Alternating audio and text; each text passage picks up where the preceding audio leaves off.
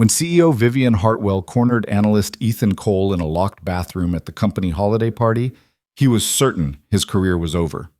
6 months of mistakes, missed deadlines, and barely concealed exhaustion had finally caught up with him. But as she stepped closer, her expensive perfume mixing with the scent of his fierce sweat, she whispered 7 words that would change everything. I know exactly what you're going through. What happened next wasn't a termination. It was something far more dangerous, far more intimate, and far more life-changing than Ethan could have ever imagined. If you want to know how a single conversation in a bathroom transformed 2 lives and revolutionized an entire company, stay until the end. And please, hit that like button and comment with your city so I can see how far this story reaches. Now let's begin. The fluorescent lights in the bathroom flickered once, then held steady, casting harsh shadows across Vivian Hartwell's face as she turned the lock with a decisive click. Ethan Cole's heart hammered against his ribs so hard he was certain she could hear it. This was it. 6 months of barely holding it together, and it was all going to end here, in a women's bathroom at the company holiday party, with the muffled sound of Jingle Bell Rock bleeding through the walls. Ms. Hartwell, he started, but she raised one perfectly manicured hand. Don't, she said quietly. Not yet. Ethan's mouth went dry. He'd been rehearsing his defense for weeks, preparing for the inevitable confrontation about his performance.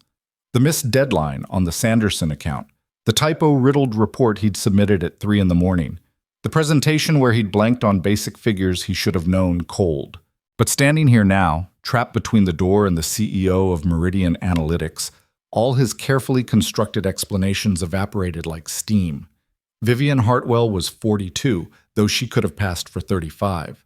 Her dark hair was pulled back in a sleek chignon that probably cost more than Ethan's entire wardrobe. She wore a charcoal dress that was simultaneously professional and devastating, paired with heels that brought her nearly to his eye level. Everything about her screamed power, control, precision. She'd taken over Meridian 6 months ago, almost to the day, and had immediately earned a reputation as the woman who didn't waste time or tolerate weakness. The tech industry press had dubbed her the executioner after she'd restructured 3 major companies in 5 years, leaving hundreds unemployed in her wake. Meridian's stock had jumped 17% the day her appointment was announced. The employees, however, had started updating their LinkedIn profiles. Do you know why I asked you to step out of the party? Vivian's voice was low, almost conversational, but there was steel underneath. Ethan's hands were shaking. He shoved them into his pockets, hoping she wouldn't notice. I assume it's about my performance. Your performance, she repeated, and something flickered in her gray eyes. Not anger, something else he couldn't identify. Tell me, Ethan, when did you last have a full night's sleep? The question caught him off guard. What? Sleep. 8 hours. When was the last time? He blinked, trying to process the shift. This wasn't the conversation he'd expected. I don't see how that's relevant to... Answer the question. There was no point in lying. I don't know. 3 months? 4? Maybe. Vivian nodded slowly, as if he had just confirmed something she'd suspected. And when did you last eat a meal that didn't come from a vending machine or a microwave? Ms. Hartwell. When, Ethan? He felt something crack inside him, just a little.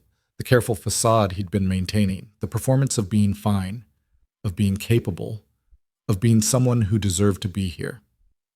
I had pizza last week. Does that count? Frozen or delivered? Frozen. No, it doesn't count. She crossed her arms, and for a moment she looked almost tired.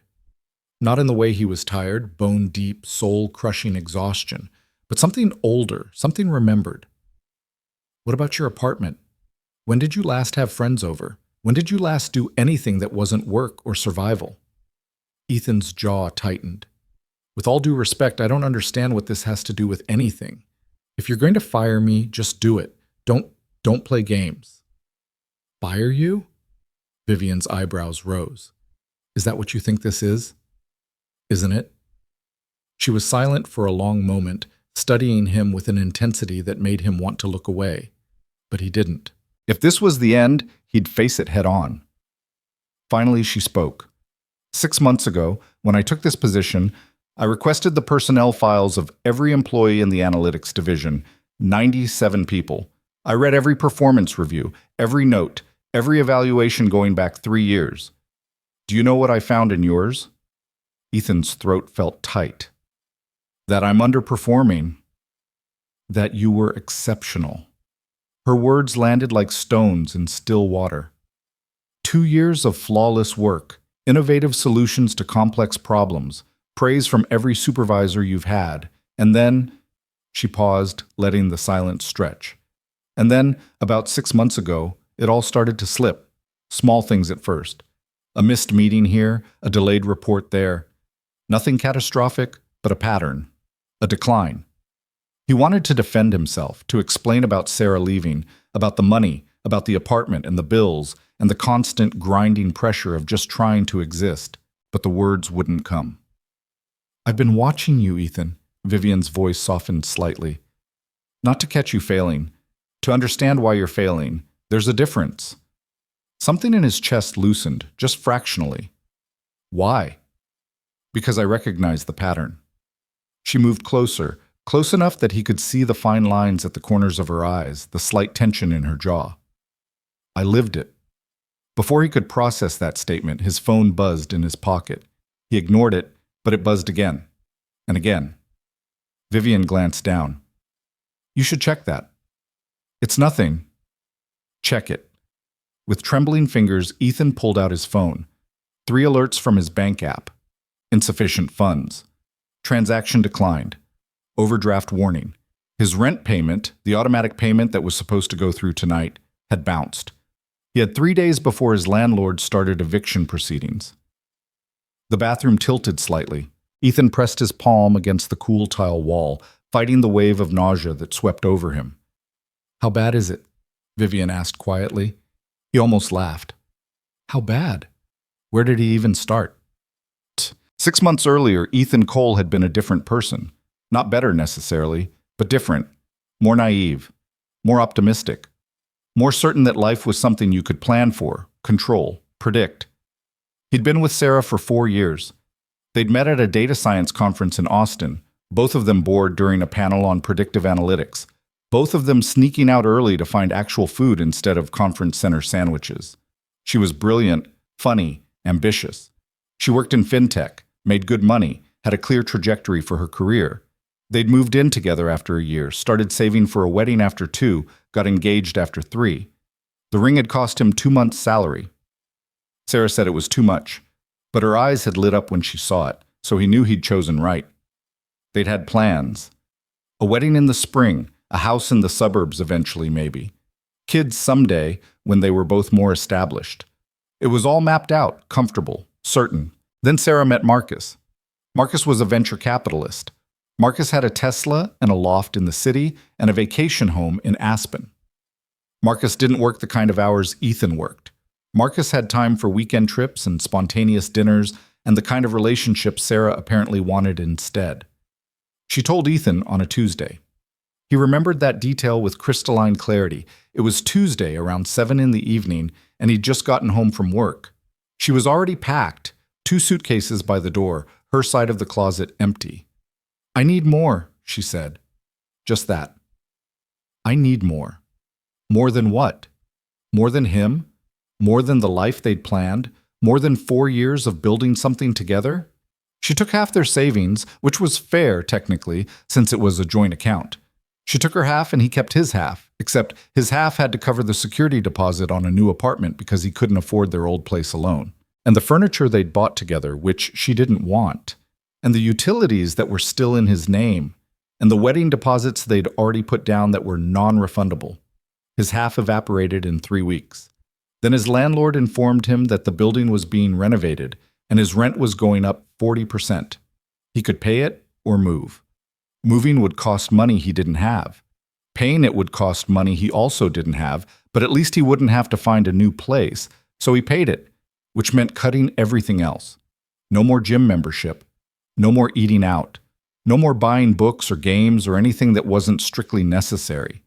His grocery budget became whatever he could afford after rent, utilities, and loan payments, which turned out to be approximately $60 a week. $60 bought a lot of ramen, a lot of instant coffee, a lot of white bread and peanut butter, and the kind of pasta that came in boxes for 99 cents. It didn't buy vegetables, or fruit, or protein that wasn't processed into something shelf-stable. Ethan told himself it was temporary. He'd get a raise at his annual review. He'd pick up freelance work on the side. He'd figure it out. Then Vivian Hartwell became CEO. The announcement came via email on a Monday morning. Ethan had been at his desk, nursing his third cup of bad office coffee and trying to focus on a data model that refused to make sense. His eyes were gritty from lack of sleep.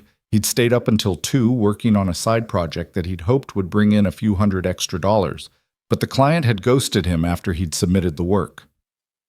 Subject: Leadership Transition. Effective immediately. Ethan had clicked it open with the same dull dread he felt every time he saw an email from corporate. These messages were never good news. They were always budget cuts or restructuring or new protocols that made everyone's job harder. Dear Meridian Analytics team, we are pleased to announce that Vivian Hartwell will be joining us as Chief Executive Officer, effective immediately. Ms.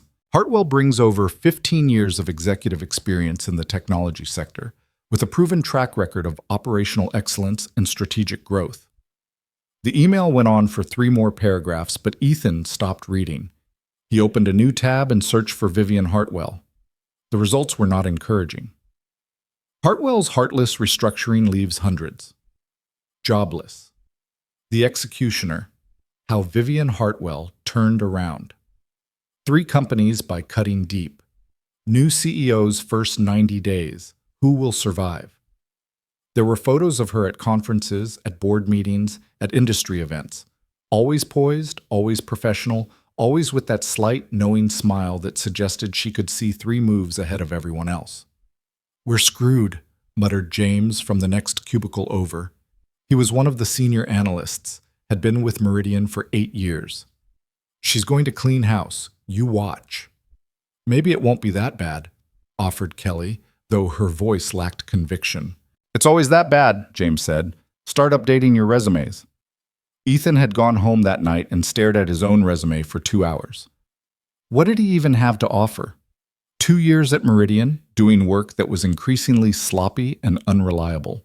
A degree from a decent but not prestigious university. Skills that were solid but not exceptional. He imagined trying to find a new job in his current state, exhausted, broke, barely holding it together. He imagined interviews where they asked about his recent work, and he had to explain the mistakes, the missed deadlines, the decline. He imagined ending up unemployed, unable to pay rent, crashing on someone's couch, except he didn't have anyone whose couch he could crash on anymore. His parents were in Florida, retired on a fixed income. His sister had 3 kids and a mortgage in Ohio. His friends, the few he had left after Sarah took most of their social circle, were all struggling themselves. So he did what he'd been doing for months. He made another pot of coffee, ate another bowl of ramen, and worked until he couldn't keep his eyes open anymore. Vivian Hartwell's first week as CEO was like watching a hurricane make landfall. She didn't waste time with gentle introductions or building rapport. She scheduled one-on-one meetings with every department head, asked pointed questions, and took notes in a leather portfolio that never left her side. She walked the floors unannounced, observing, listening, cataloging. The layoffs started on day 12. Accounting lost 3 people, HR lost 2, sales lost 5. Each dismissal was handled quietly, professionally, with severance packages that were generous enough to avoid lawsuits but not generous enough to soften the blow. The office atmosphere became toxic with anxiety. People stopped talking in the break room. Everyone worked later, hoping that visible effort would save them. The bathroom gossip, usually about weekend plans or relationship drama, turned to speculation about who was next. Ethan kept his head down and tried to become invisible. He arrived early, stayed late, and spoke only when spoken to. His work was still subpar. He knew that, felt the shame of it constantly. But he couldn't seem to fix it. His brain felt like it was running on dial-up in a fiber-optic world. Everything took longer. Nothing came easily. He made mistakes that 6 months ago would have been impossible. He transposed numbers in a financial projection.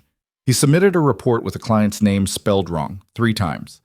He missed a meeting because he'd written down the wrong time and then fallen asleep at his desk. Each error felt like another nail in his coffin. But Vivian didn't call him in, didn't send the dreaded "please stop by my office" email. In fact, she barely seemed to notice him at all. Except sometimes, Ethan would look up from his desk and catch her watching him. Not obviously, she was too professional for that. But he'd glance toward the executive wing and she'd be there, standing at her office window, and their eyes would meet for just a second before she turned away. It happened enough times that he started to wonder if he was imagining it. Paranoia born of exhaustion and stress. His brain conjuring threats that didn't exist. He tried to eat more, sleep more, take care of himself. But his budget wouldn't stretch. His rent took 70% of his paycheck. Utilities took another 15%, his student loan payment took another 10%. That left 5% for everything else: food, transportation, clothes, emergencies. There were no emergencies he could afford. He started losing weight. Not in a healthy way, in the way that happened when your body began consuming itself because there wasn't enough fuel. His clothes hung looser. His face developed hollows under the cheekbones. His hands shook sometimes, just a fine tremor he tried to hide. Kelly noticed. "Are you okay?" she asked one afternoon, her voice low and concerned. "Fine," Ethan said automatically. "Just tired." "You look like you haven't slept in a month." "Big project," he lied. There was no big project, there was just the constant, grinding effort to keep up with normal projects that used to be easy. Kelly touched his arm lightly. "If you need anything, I'm fine," he said, more sharply than he intended. Then, softer. "But thank you." She didn't ask again. Dammit. The holiday party was mandatory. That's what the email said. Attendance strongly encouraged, which in corporate speak meant be there or it goes in your file. Ethan almost didn't go. He had $12 in his checking account and wouldn't get paid for another 4 days. The party was being held at a hotel downtown, and while the company was covering food and drinks, he'd still need to get there. The bus was $3 each way, $6 to attend a party where he'd have to pretend everything was fine. But the email had said strongly encouraged, and he couldn't afford to give Vivian any more reasons to notice him in a negative way. So he put on his best shirt, which was getting loose now, the collar gaping slightly at his neck, and took the bus downtown. The hotel ballroom was exactly what he'd expected. Crystal chandeliers, white tablecloths, a bar with top-shelf liquor, and a DJ playing corporate-approved holiday music. The analytics division had claimed tables near the back, as far from the executive seating as possible. Ethan grabbed a glass of water. He didn't trust himself with alcohol on an empty stomach, and found a seat next to Kelly. "You made it," she said, smiling. She looked nice, dressed in a green cocktail dress that brought out her eyes. "I wasn't sure you'd come." "Mandatory fun," Ethan said, trying for humor. "The best kind." She gestured to the buffet tables, groaning under the weight of catered food. "At least the food's good. I've already had 3 plates." Ethan's stomach cramped at the thought of food, but he ignored it. He'd eat later, once the crowd thinned, and he could load up a plate without anyone watching. The party progressed the way these things always did. Speeches from executives, forced mingling, the gradual loosening of inhibitions as people hit the open bar. Ethan nursed his water and tried to look engaged while his mind ran calculations. If his rent bounced, he'd owe his landlord late fees plus the original amount. He'd have to pull together at least $2,000 in the next 72 hours or he'd be evicted. He had $12. "Ethan?" He looked up. Kelly was watching him with concern. "You zoned out. Are you sure you're okay?" "Yeah, just..." His phone buzzed. He pulled it out, glanced at the screen, and his entire world tilted. Alert. Insufficient funds. Alert. Transaction declined. Alert. Overdraft warning. His rent hadn't gone through. The automatic payment he'd set up months ago, the one that was supposed to save him from having to remember, had bounced because he'd miscalculated. He'd thought he had enough. He'd counted and recounted, and apparently he'd still gotten it wrong. "Ethan?" Kelly's voice seemed to come from very far away. "What's wrong?" He stood up so fast his chair scraped loudly against the floor. People at nearby tables glanced over. I have to..." He didn't finish the sentence. He just walked, headed for the exit, his heart pounding and his vision tunneling. He needed air. He needed space. He needed to figure out what the hell he was going to do because he was out of options and out of time and out of everything. He made it to the hallway outside the ballroom before a voice stopped him. Leaving so soon. Ethan turned. Vivian Hartwell stood 5 feet away, arms crossed, expression unreadable.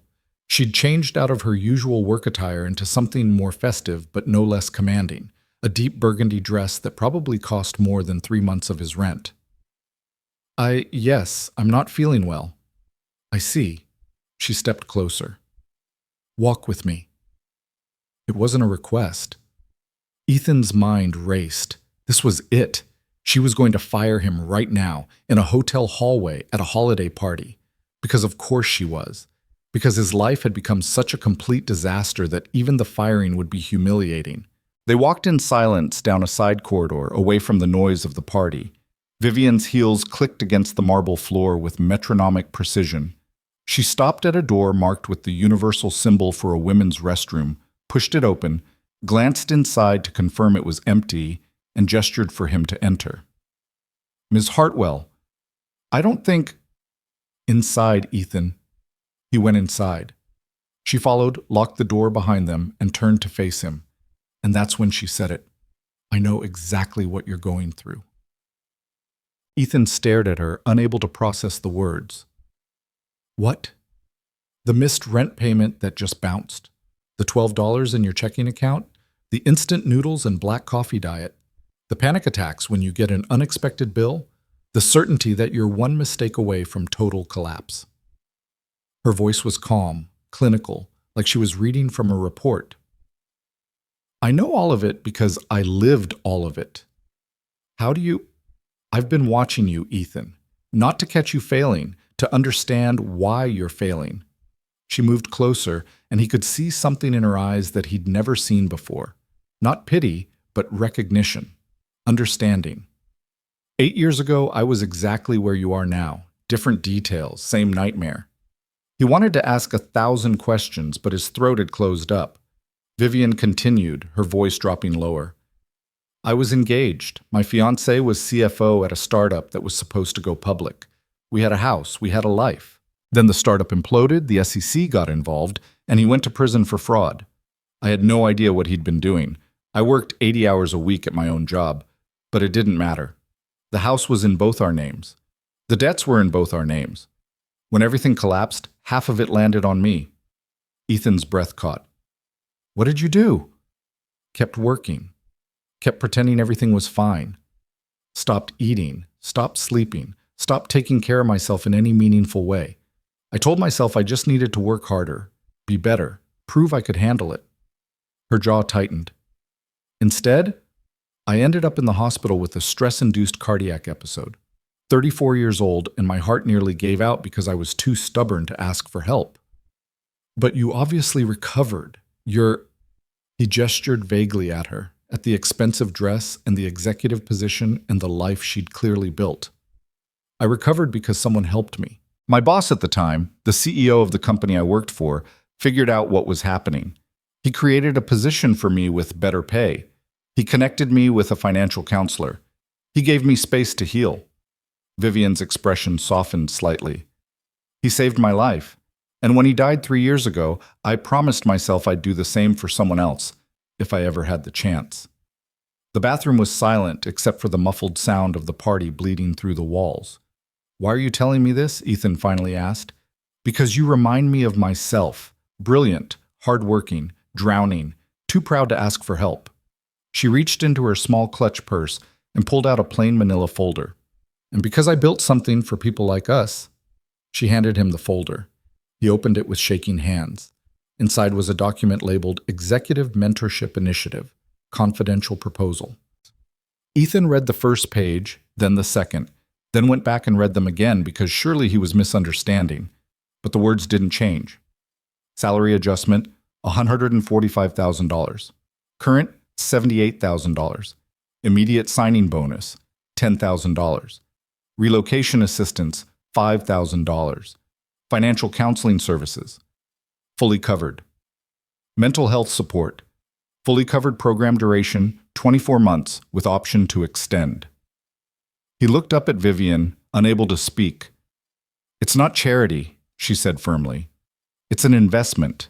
You're good at what you do, or you were, before your life fell apart. I need people like you, Ethan. People who are smart and dedicated and capable of exceptional work when they're not running on empty. She paused. But I also need you healthy. So this program includes mandatory counseling, regular check-ins, and support to make sure you never end up in this situation again. I don't understand. Why me? Because I saw the pattern and I recognized it. Because you're not the first person to struggle like this and you won't be the last. Because our industry chews people up and spits them out, and I'm tired of watching talented employees destroy themselves. Her voice hardened slightly. And because I have the power to do something about it now, and I'm not going to waste that power. Ethan's hands were shaking so badly the folder rattled. What do you want in return? Your best work, your honesty about what you need, your help refining this program so it can help others. She met his eyes directly. And your silence about the personal details I just shared. This stays between us. That's what she'd said when they first walked in. This stays between us. He'd thought she meant his firing. Instead, she meant her past, her vulnerability, the fact that the terrifying CEO, known as the Executioner, had once been just as broken as he was. I don't know what to say. Say yes or say no, but decide tonight, because that rent payment bounces in 3 days, and I can have the signing bonus in your account by Monday morning if you accept. Ethan looked down at the folder again, at the numbers that would change everything, at the lifeline he'd stopped believing existed. There has to be a catch. The catch is that you have to actually use the resources, see the counselor, be honest in the check-ins, take care of yourself. Vivian's expression was serious. I'm not interested in Band-Aid solutions, Ethan. If you take this, you commit to getting better, really better. Can you do that? Could he? He'd been surviving on autopilot for so long he wasn't sure he remembered how to do anything else. But as he stood there in that locked bathroom, holding a folder that promised a way out of the nightmare his life had become, he felt something he hadn't felt in months. Hope. Yes, he whispered, then louder. Yes, I can do that. Vivian nodded once, satisfied. Good. Come to my office Monday morning, 8 sharp. We'll make it official. She moved toward the door, then paused.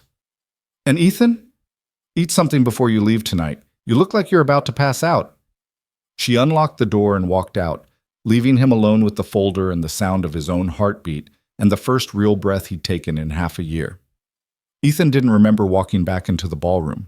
He didn't remember loading up a plate with food from the buffet tables, though he must have, because suddenly he was sitting at an empty table near the back, mechanically eating chicken skewers and pasta salad that tasted like absolutely nothing. His hands had stopped shaking, but only because they'd gone numb. The folder sat on his lap, hidden under his jacket, feeling heavier than it should. Kelly found him 20 minutes later. There you are. I was worried you'd left. She slid into the chair beside him, her expression concerned. What happened? You looked like you'd seen a ghost.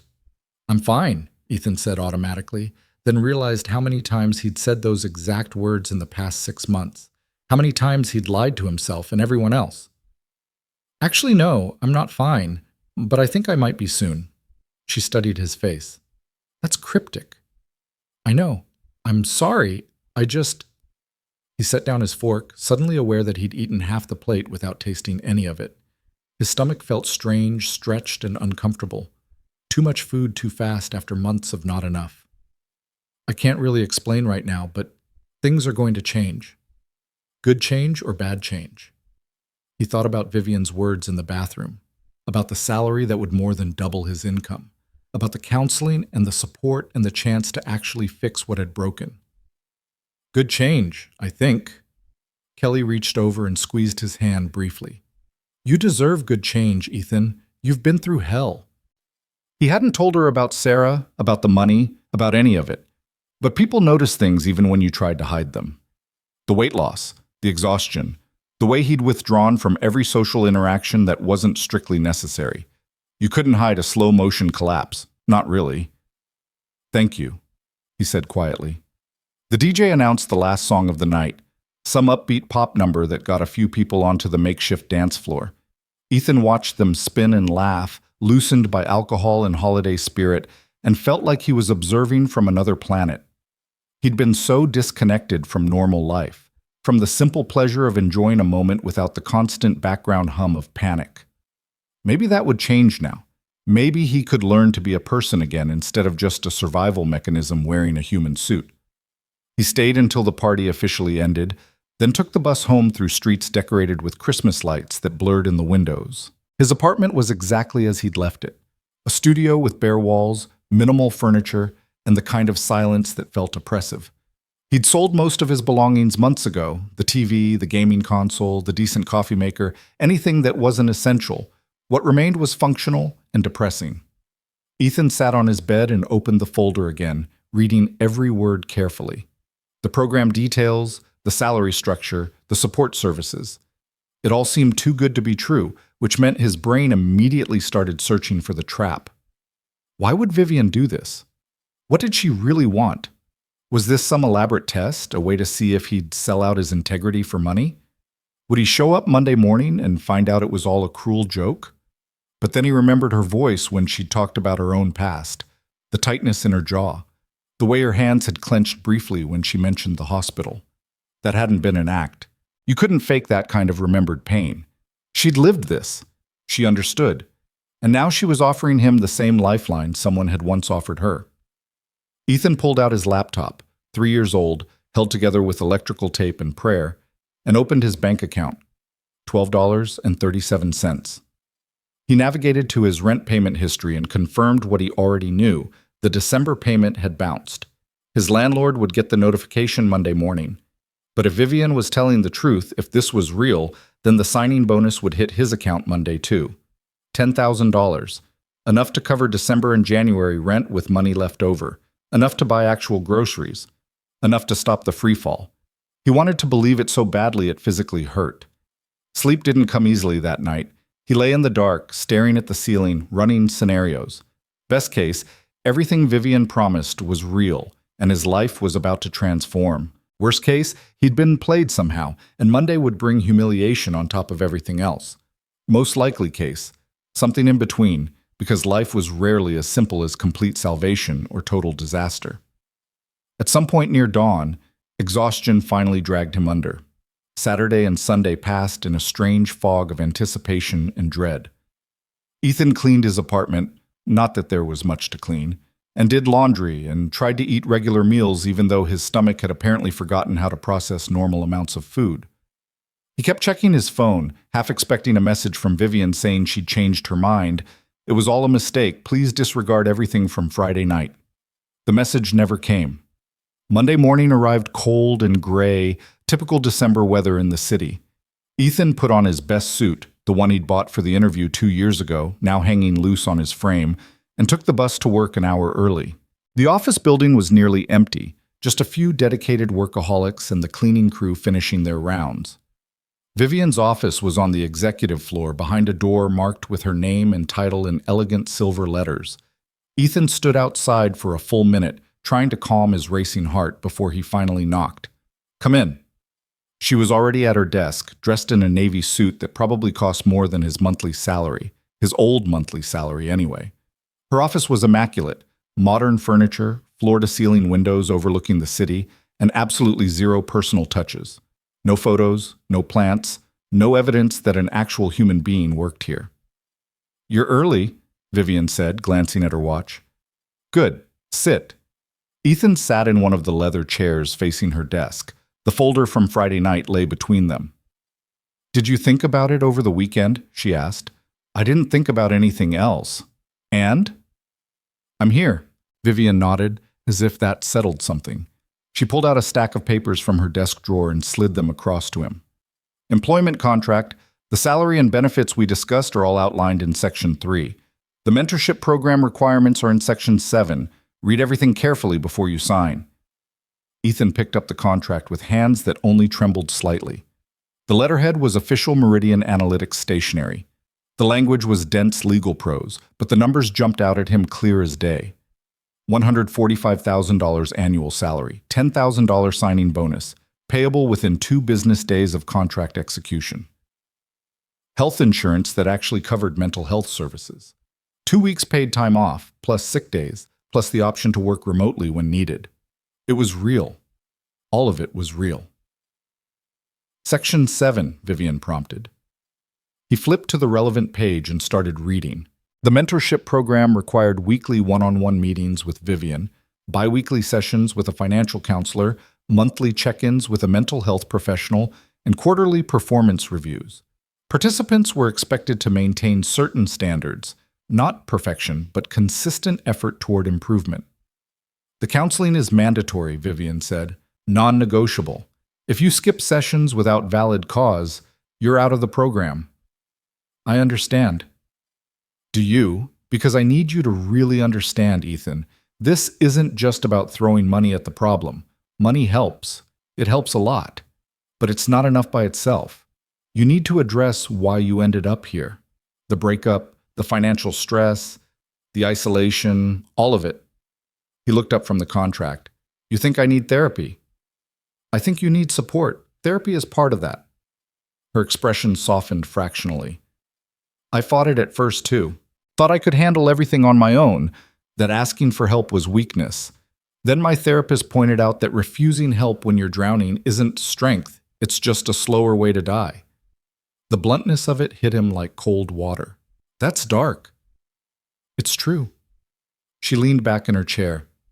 You're smart enough to know you can't keep going the way you were. That's why you're here. So don't waste this opportunity by half-assing the recovery part. Ethan read through the rest of the contract, every clause and subsection, even though he'd already made his decision before he walked through the door. Finally, he picked up the pen Vivian had placed beside the papers. Where do I sign? She showed him. 4 places, initials and signature, date and print name. When he finished, she signed as well, her handwriting confident and precise. Done, she said. The signing bonus will be in your account by end of business Wednesday. Your new salary starts with the next pay cycle, which is Friday. Any questions? Just one. Ethan hesitated. Why are you doing this? Really? Vivian was quiet for a moment, her fingers drumming lightly on the desk. Because I can. Because someone did it for me. Because the system is designed to chew up people like us, and I'm tired of watching it happen. She met his eyes directly. And because I see potential in you that's being wasted on survival mode. I want to know what you can do when you're actually functioning at full capacity. It was the most honest answer he could have hoped for. Not altruism, not pity, but enlightened self-interest mixed with genuine understanding. Vivian wanted good employees, and she was willing to invest in creating them. Thank you, Ethan said. I won't let you down. Don't thank me yet. Wait until you've been through a few sessions with Dr. Morrison. She's the therapist. She's excellent, and she does not accept bullshit. Vivian pulled out her phone and tapped something. I'm sending you her contact information now, along with the financial counselor's details. Schedule your first appointments by end of week. Ethan's phone buzzed. 2 new contacts, Dr. Sarah Morrison, licensed clinical psychologist, and David Chen, certified financial planner. Our weekly meetings will be Tuesdays at 7 a.m., Vivian continued. I know it's early, but it's the only consistent slot I have. We'll meet in the small conference room on this floor, more private than my office.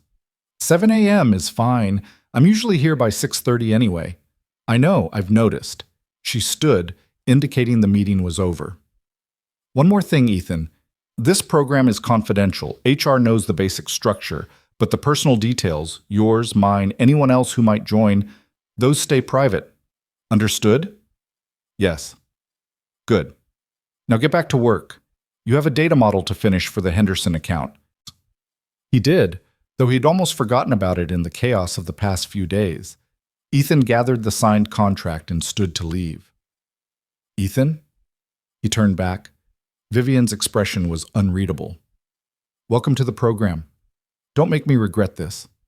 It could have sounded like a threat, but somehow it didn't. It sounded like a challenge, like she was betting on him and expected him to win. I won't, he promised. The next 2 days crawled by with agonizing slowness. Ethan tried to focus on work, but his brain kept drifting to his bank account, to the number that would appear there Wednesday evening. $10,000. More money than he'd seen in one place since Sarah left. He called his landlord Tuesday afternoon, his heart pounding. "Mr. Cole," the property manager said flatly, "I was about to call you. Your December rent bounced." "I know. I'm sorry. There was a banking error, but it's been resolved. The payment will clear by end of week, along with any fees I owe." A pause. "Banking error?" "Yes, my employer is handling it." Not quite a lie. Close enough. Another pause, longer this time. "Fine, but if the payment doesn't clear by Friday, we're starting eviction proceedings. No more extensions." "Understood. Thank you." Ethan hung up and let out a breath he hadn't realized he was holding. Friday. He could make it to Friday. Wednesday evening at 6:47 p.m., his phone buzzed with a notification from his banking app. He opened it with shaking hands. Deposit, $10,000 or dollars. New balance, 10,012.37. Ethan stared at the number until his vision blurred. It was real. All of it was real. He wasn't going to be evicted. He could buy groceries. He could breathe. He sat down on his bed and cried for the first time since Sarah left. Great heaving sobs that came from somewhere deep and broken. Relief, gratitude, grief for the months he'd spent drowning, fear that this was somehow temporary and would be taken away. All of it poured out in the privacy of his empty apartment while traffic noise filtered through the thin walls. When he finally stopped, his face was wet and his chest ached, but something inside him felt lighter, looser, like a knot that had been pulled tight for so long it had forgotten how to be anything else. Thursday morning, Ethan stopped at a real grocery store on the way to work. Not the dollar store where he'd been buying ramen, but an actual grocery store with a produce section and a butcher counter and bread that hadn't been sitting on a shelf for 3 weeks. He bought chicken breast and fresh vegetables and eggs and coffee that came in a bag instead of a plastic tub. He bought yogurt and apples and a loaf of sourdough bread that cost $8 and was worth every penny. At the register, the total came to $73, and he didn't even flinch. That night, he cooked a real meal for the first time in half a year. Nothing fancy, just pan-seared chicken with roasted broccoli and rice, but it tasted like hope, like the possibility of normal life, like maybe he could be okay again. Friday brought his first paycheck under the new salary structure. The difference was staggering. After taxes and deductions, his take-home had more than doubled. Ethan paid his rent for December and January, paid the late fees, paid every outstanding bill that had been haunting him. His bank balance still had $4,000 in it. $4,000. Emergency fund territory, breathing room territory. Not having a panic attack every time his phone buzzed territory. Saturday. He called Dr. Morrison and scheduled his first therapy appointment for the following week. The conversation was brief and professional. She asked a few basic questions. Was he in crisis? Did he have any immediate safety concerns? What were his goals for therapy? And then confirmed the appointment time. "I'm looking forward to working with you, Ethan," she said before they hung up. "Ms. Hartwell speaks highly of your potential," which meant Vivian had already talked to her. Of course she had. Vivian struck him as the type who planned 17 steps ahead and left nothing to chance. Sunday, he met with David Chen, the financial counselor, at a coffee shop downtown.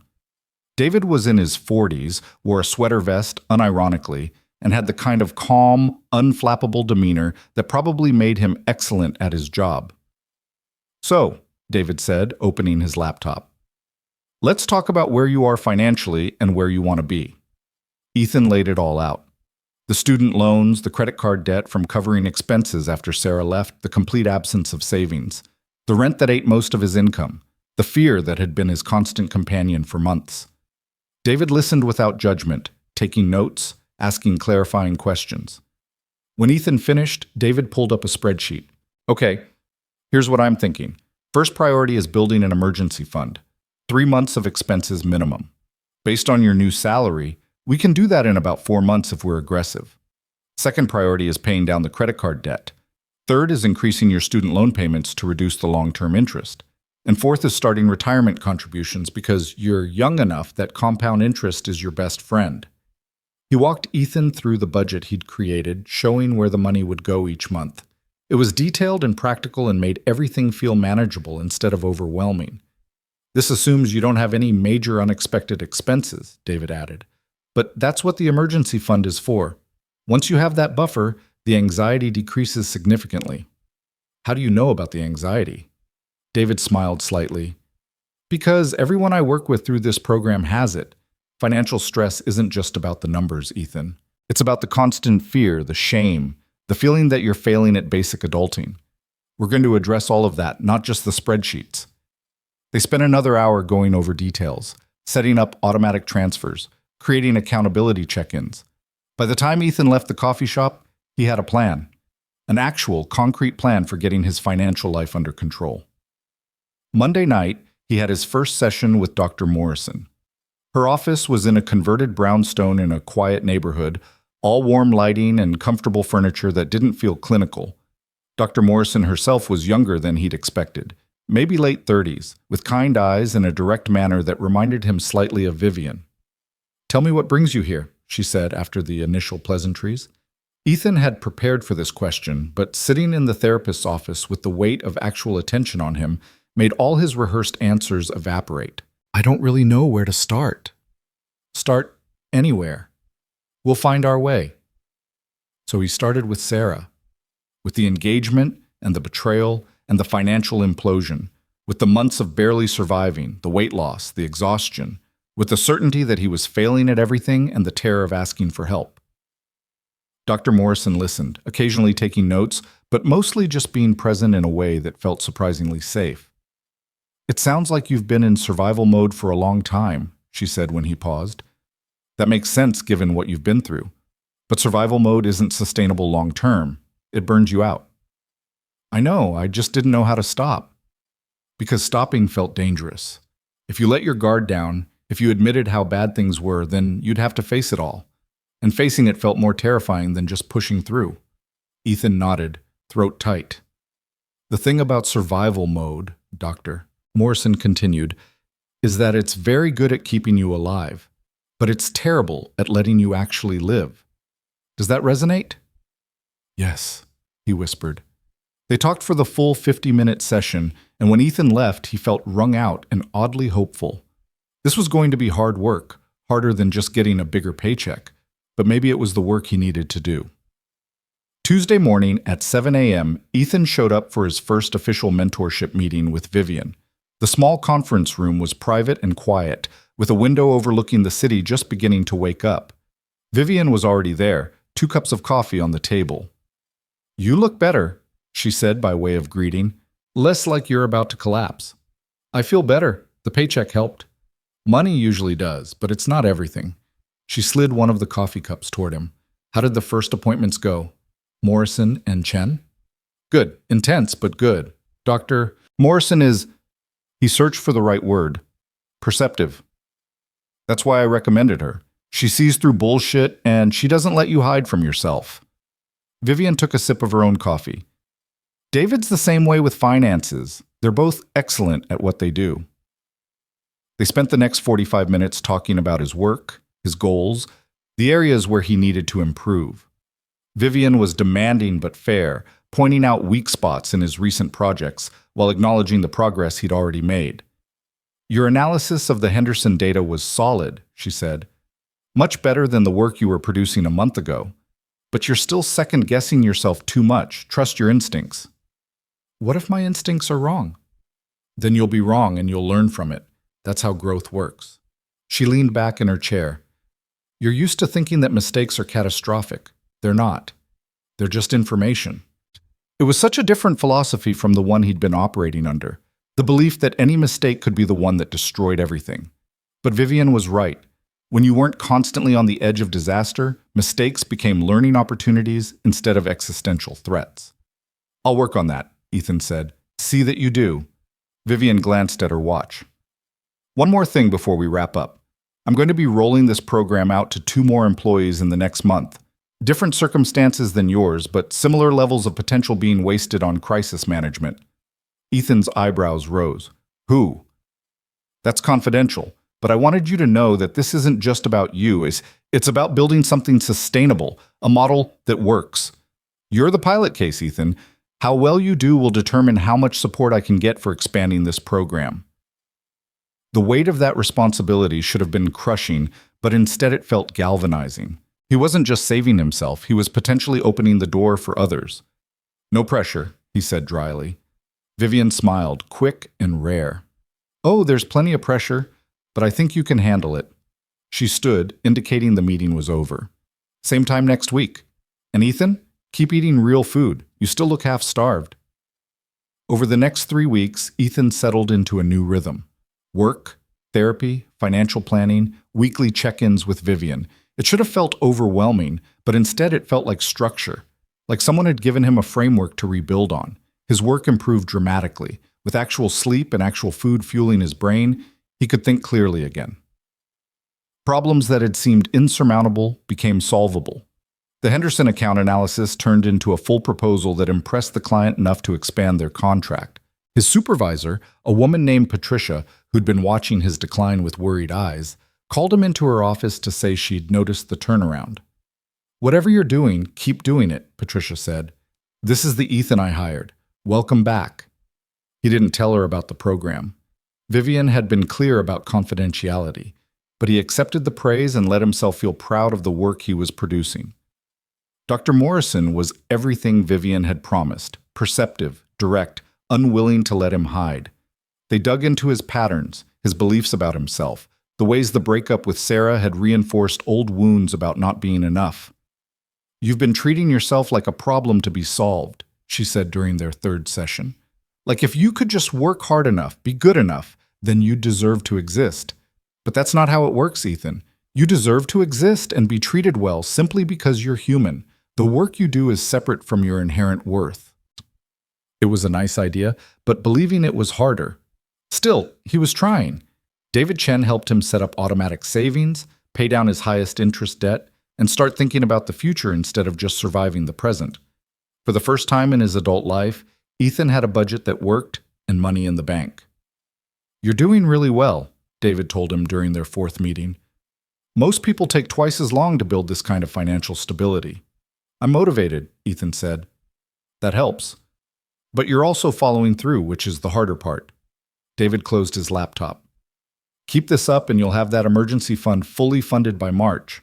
Then we can start tackling the bigger goals. Life wasn't perfect. Ethan still had bad days, still caught himself spiraling sometimes, still felt the phantom weight of those months of crisis. But he was learning to recognize the patterns, to ask for help before things got critical, to trust that he had support instead of being alone. And through it all, there was Vivian. Their Tuesday morning meetings became the anchor of his week. She pushed him professionally, demanded excellence, refused to accept excuses, but she also listened, remembered details, adjusted expectations when he was genuinely struggling. She was exacting, and she was fair, and Ethan found himself wanting to impress her in a way that went beyond just keeping his job. He told himself it was professional admiration, respect for someone who'd built something extraordinary and was sharing that knowledge with him. Nothing more. But then came the morning in late January when Vivian walked into their meeting looking tired, really tired, the kind that makeup couldn't quite hide. And Ethan felt his chest tighten with concern that had nothing to do with professional respect. Long night? He asked carefully. Board meeting until midnight, vultures circling over the Q4 numbers. She sat down heavily, rubbing her temples. They want to know why I'm spending money on employee development programs instead of maximizing short-term profits. Ethan's stomach dropped. The mentorship program? Among other things. Vivian looked up at him. Don't worry, I can handle the board, but I need results to show them. Real, quantifiable results. What kind of results? The kind where your work speaks for itself. The kind where other people notice the difference. She leaned forward.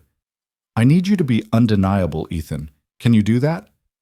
He thought about the past month, about how far he'd come from the person who'd nearly collapsed at the holiday party, about the potential Vivian had seen in him when he couldn't see it himself. Yes, he said, I can do that. And he meant it, The opportunity to prove himself came faster than Ethan expected. 2 days after that conversation with Vivian, Patricia called an emergency team meeting about the Kaufman Industries account, a potential client worth $8 million in annual revenue. They'd been courting Kaufman for 6 months, but the CEO was notoriously difficult to impress and had rejected 3 previous proposals. "They want something innovative," Patricia said, her stress evident in the tension around her eyes. "Something that demonstrates we understand their business better than they understand it themselves. We have 2 weeks to deliver a presentation that will blow their minds, or we lose them to Anderson Consulting." The room fell silent. Anderson Consulting was the biggest name in the industry, with resources Meridian couldn't match. Competing with them head-to-head was like bringing a knife to a gunfight. "I'll take lead on it," Ethan heard himself say. Everyone turned to look at him. Patricia's eyebrows rose. "Ethan, this is high stakes. Are you sure you're ready for that level of pressure?" 3 months ago, he would have said no, would have deflected, played it safe, hidden behind someone more senior. But 3 months ago, he'd been a different person. "I'm sure," he said steadily. "I've been studying Kaufman's operations. I have ideas." Patricia studied him for a long moment, clearly weighing the risk. "All right, you've got lead. James and Kelly, you'll support him. 2 weeks, people. Make it count." Ethan spent that night at the office until 11, pulling everything he could find on Kaufman Industries. Financial reports, trade publications, competitor analyses, industry trends. The company manufactured industrial components, not sexy, not exciting, but essential to dozens of supply chains. Their biggest problem was inefficiency in their distribution network, which was costing them approximately $12 million annually in excess logistics costs. Most consulting firms would address that directly, proposing streamlined routing and warehouse optimization. Standard solutions. Expected solutions. Ethan had a different idea.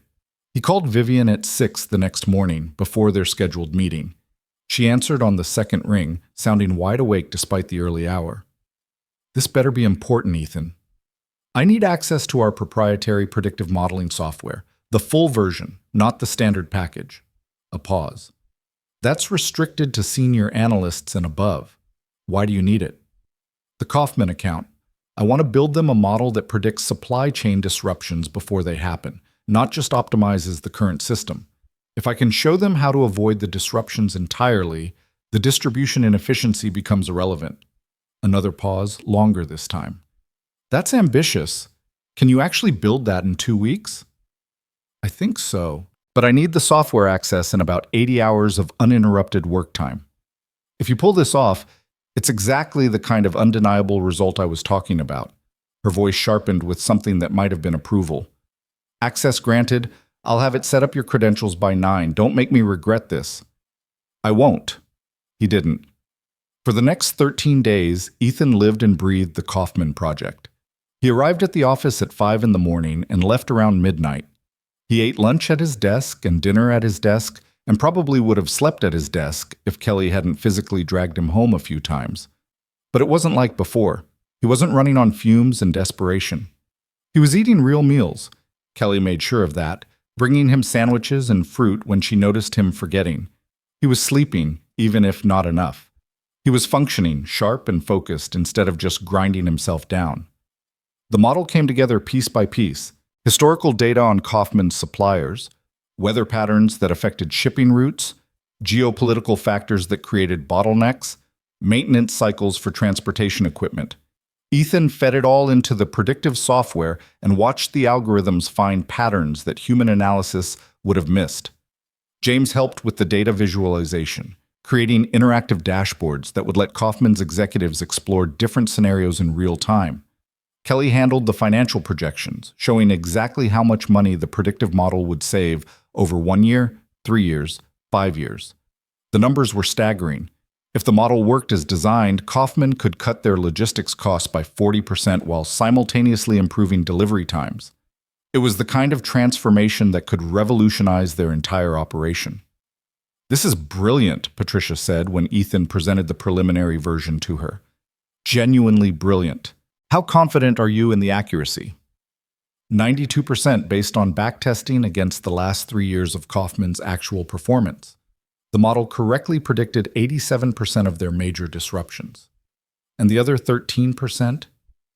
Black swan events. Completely unpredictable factors.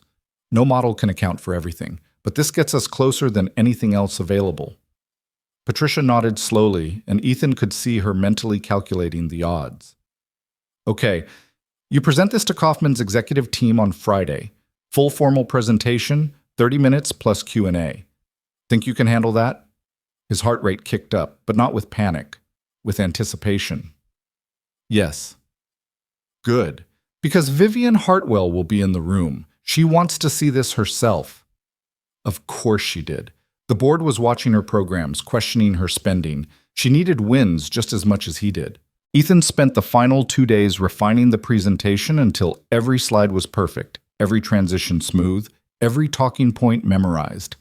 He practiced in front of Kelly and James until they could recite it along with him. He ran through potential questions and prepared answers for each one. The night before the presentation, Dr. Morrison asked him how he was feeling.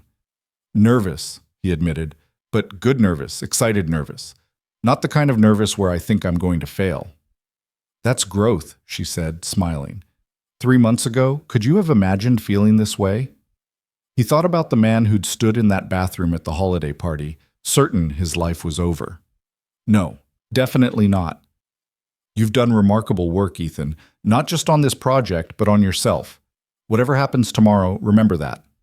The presentation was scheduled for 2 p.m. at Kaufman's headquarters downtown. Ethan arrived an hour early with James and Kelly, setting up the equipment and doing final sound checks. His hands were steady. His mind was clear. Vivian showed up 30 minutes before start time, impeccable in a gray suit that probably cost more than most people's monthly rent.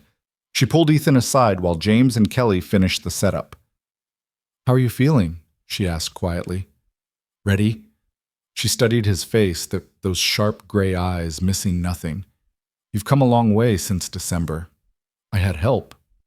You did the work. I just provided resources." She glanced toward the conference room where Kaufman's executives were gathering. "These people are tough. They don't suffer fools and they don't accept mediocrity. Show them what you're capable of." "I will." Vivian's expression softened almost imperceptibly. "I know you will. That's why I'm here." The Kaufman executives filed in at exactly 2 o'clock, 6 of them, all senior leadership, all looking skeptical. Their CEO, Richard Kaufman, was a barrel-chested man in his 60s with the kind of aggressive handshake that felt like a challenge. He took the seat at the head of the table and fixed Ethan with a stare that would have been intimidating 3 months ago. Now, Ethan met it calmly. "Mr. Kaufman, thank you for giving us this opportunity. I think you're going to be impressed with what we've developed." "That's what the last 3 firms said," Kaufman replied gruffly. "Impress me." Ethan dimmed the lights and began. He walked them through Kaufman Industries' current distribution challenges, using their own data to illustrate the scale of the problem. 12 million in annual losses, delayed shipments affecting customer satisfaction, inefficiencies that were costing them competitive advantage. The executives nodded. This was familiar territory, nothing they didn't already know. Then Ethan shifted gears. Most consulting firms would tell you to optimize your current system. Better routing, consolidated warehouses, improved scheduling. Those solutions would save you maybe 2-3 million annually. We're proposing something different. He pulled up the predictive model, the interface elegant and intuitive. Instead of reacting to disruptions, what if you could see them coming? What if you knew 3 weeks in advance that a supplier in Taiwan was going to have production delays because of monsoon season? What if you could reroute shipments around a highway closure that hasn't been announced yet? What if you could predict equipment failures before they strand your freight? He demonstrated, running scenarios in real time. The model flagged a potential bottleneck in Kaufman's Seattle distribution hub, projected it would cause a 7-day delay, and suggested 3 alternative solutions complete with cost-benefit analyses. "This is based on your actual data from last March," Ethan explained. The model predicted this disruption with 94% accuracy. If you'd had this system then, you could have avoided $300,000 in expedited shipping costs. Kaufman leaned forward, his skepticism shifting to interest. How does it work? Ethan explained the methodology, the data inputs, the machine learning algorithms, the continuous improvement cycle that made the model more accurate over time. He showed them the financial projections, 40% reduction in logistics costs within the first year, improving to 55% by year 3. One of the executives, a sharp-eyed woman named Margaret, asked the question Ethan had been waiting for. This sounds too good to be true. What's the catch? The catch is that it requires significant upfront investment in data infrastructure and ongoing maintenance. You'll need to integrate your systems, provide continuous data feeds, and assign staff to monitor the outputs. It's not a magic bullet. It's a tool that requires commitment. How much upfront investment? Kaufman asked. Kelly stepped forward with the cost breakdown. It was substantial, $2 million in the first year, but the ROI was undeniable. They'd break even in 7 months and save tens of millions over the contract lifetime. The room fell silent as Kaufman's team processed the information.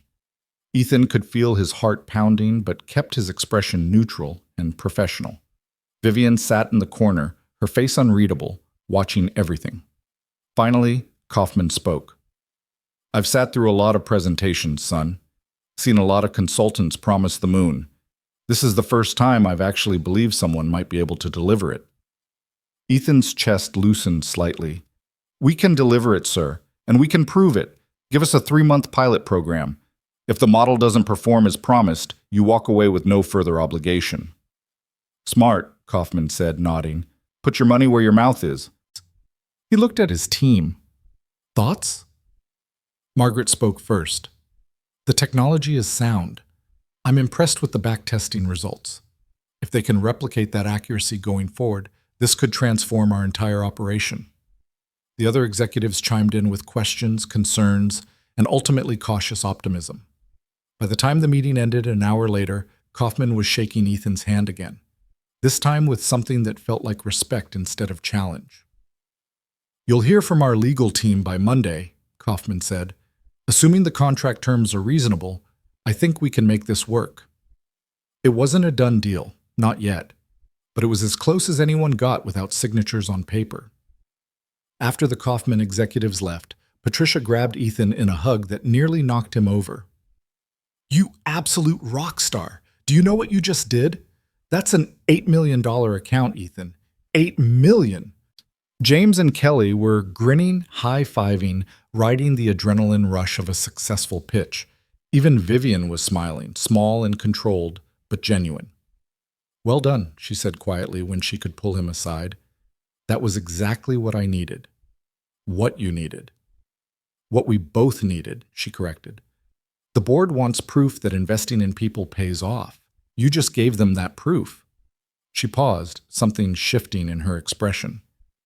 And you proved something to yourself too, I think. She was right. 3 months ago, he would have crumbled under this kind of pressure, would have convinced himself he wasn't good enough, smart enough, ready enough.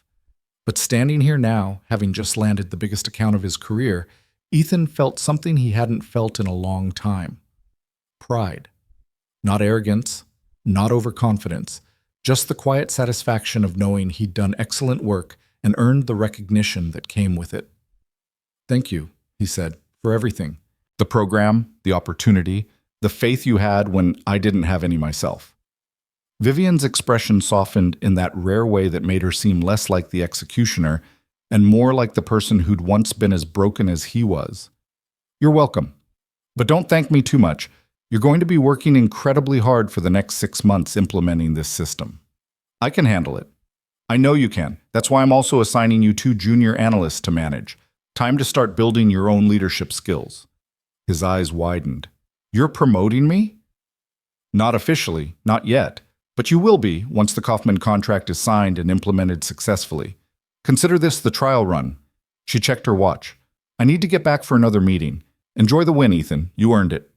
She left before he could respond, her heels clicking away down the corridor with that same confident precision that had terrified him 6 months ago. Now it just sounded like strength.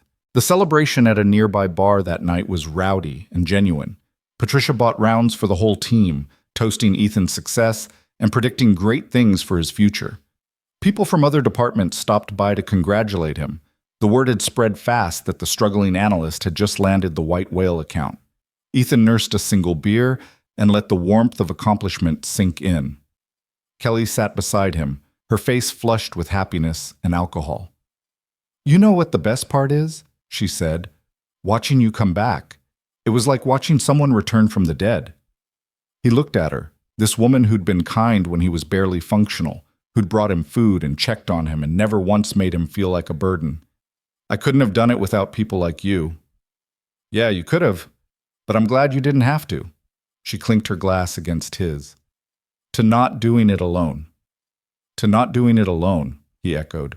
When he finally got home that night, early by celebration standards, but he still had a therapy appointment in the morning, Ethan lay in bed and took stock of his life. 4 months ago, he'd been drowning. No money, no hope, no future beyond survival. Now he had savings in the bank, had a career that was not only stable but thriving, had support systems and people who cared, and the beginning of belief that he might actually be okay. His phone buzzed with a text from an unknown number. He opened it, frowning. "Congratulations on the Kaufman account. I knew you had it in you. VH." Ethan stared at the message. Vivian had never texted him before. Their communication was always formal, scheduled, professional. This felt different, personal.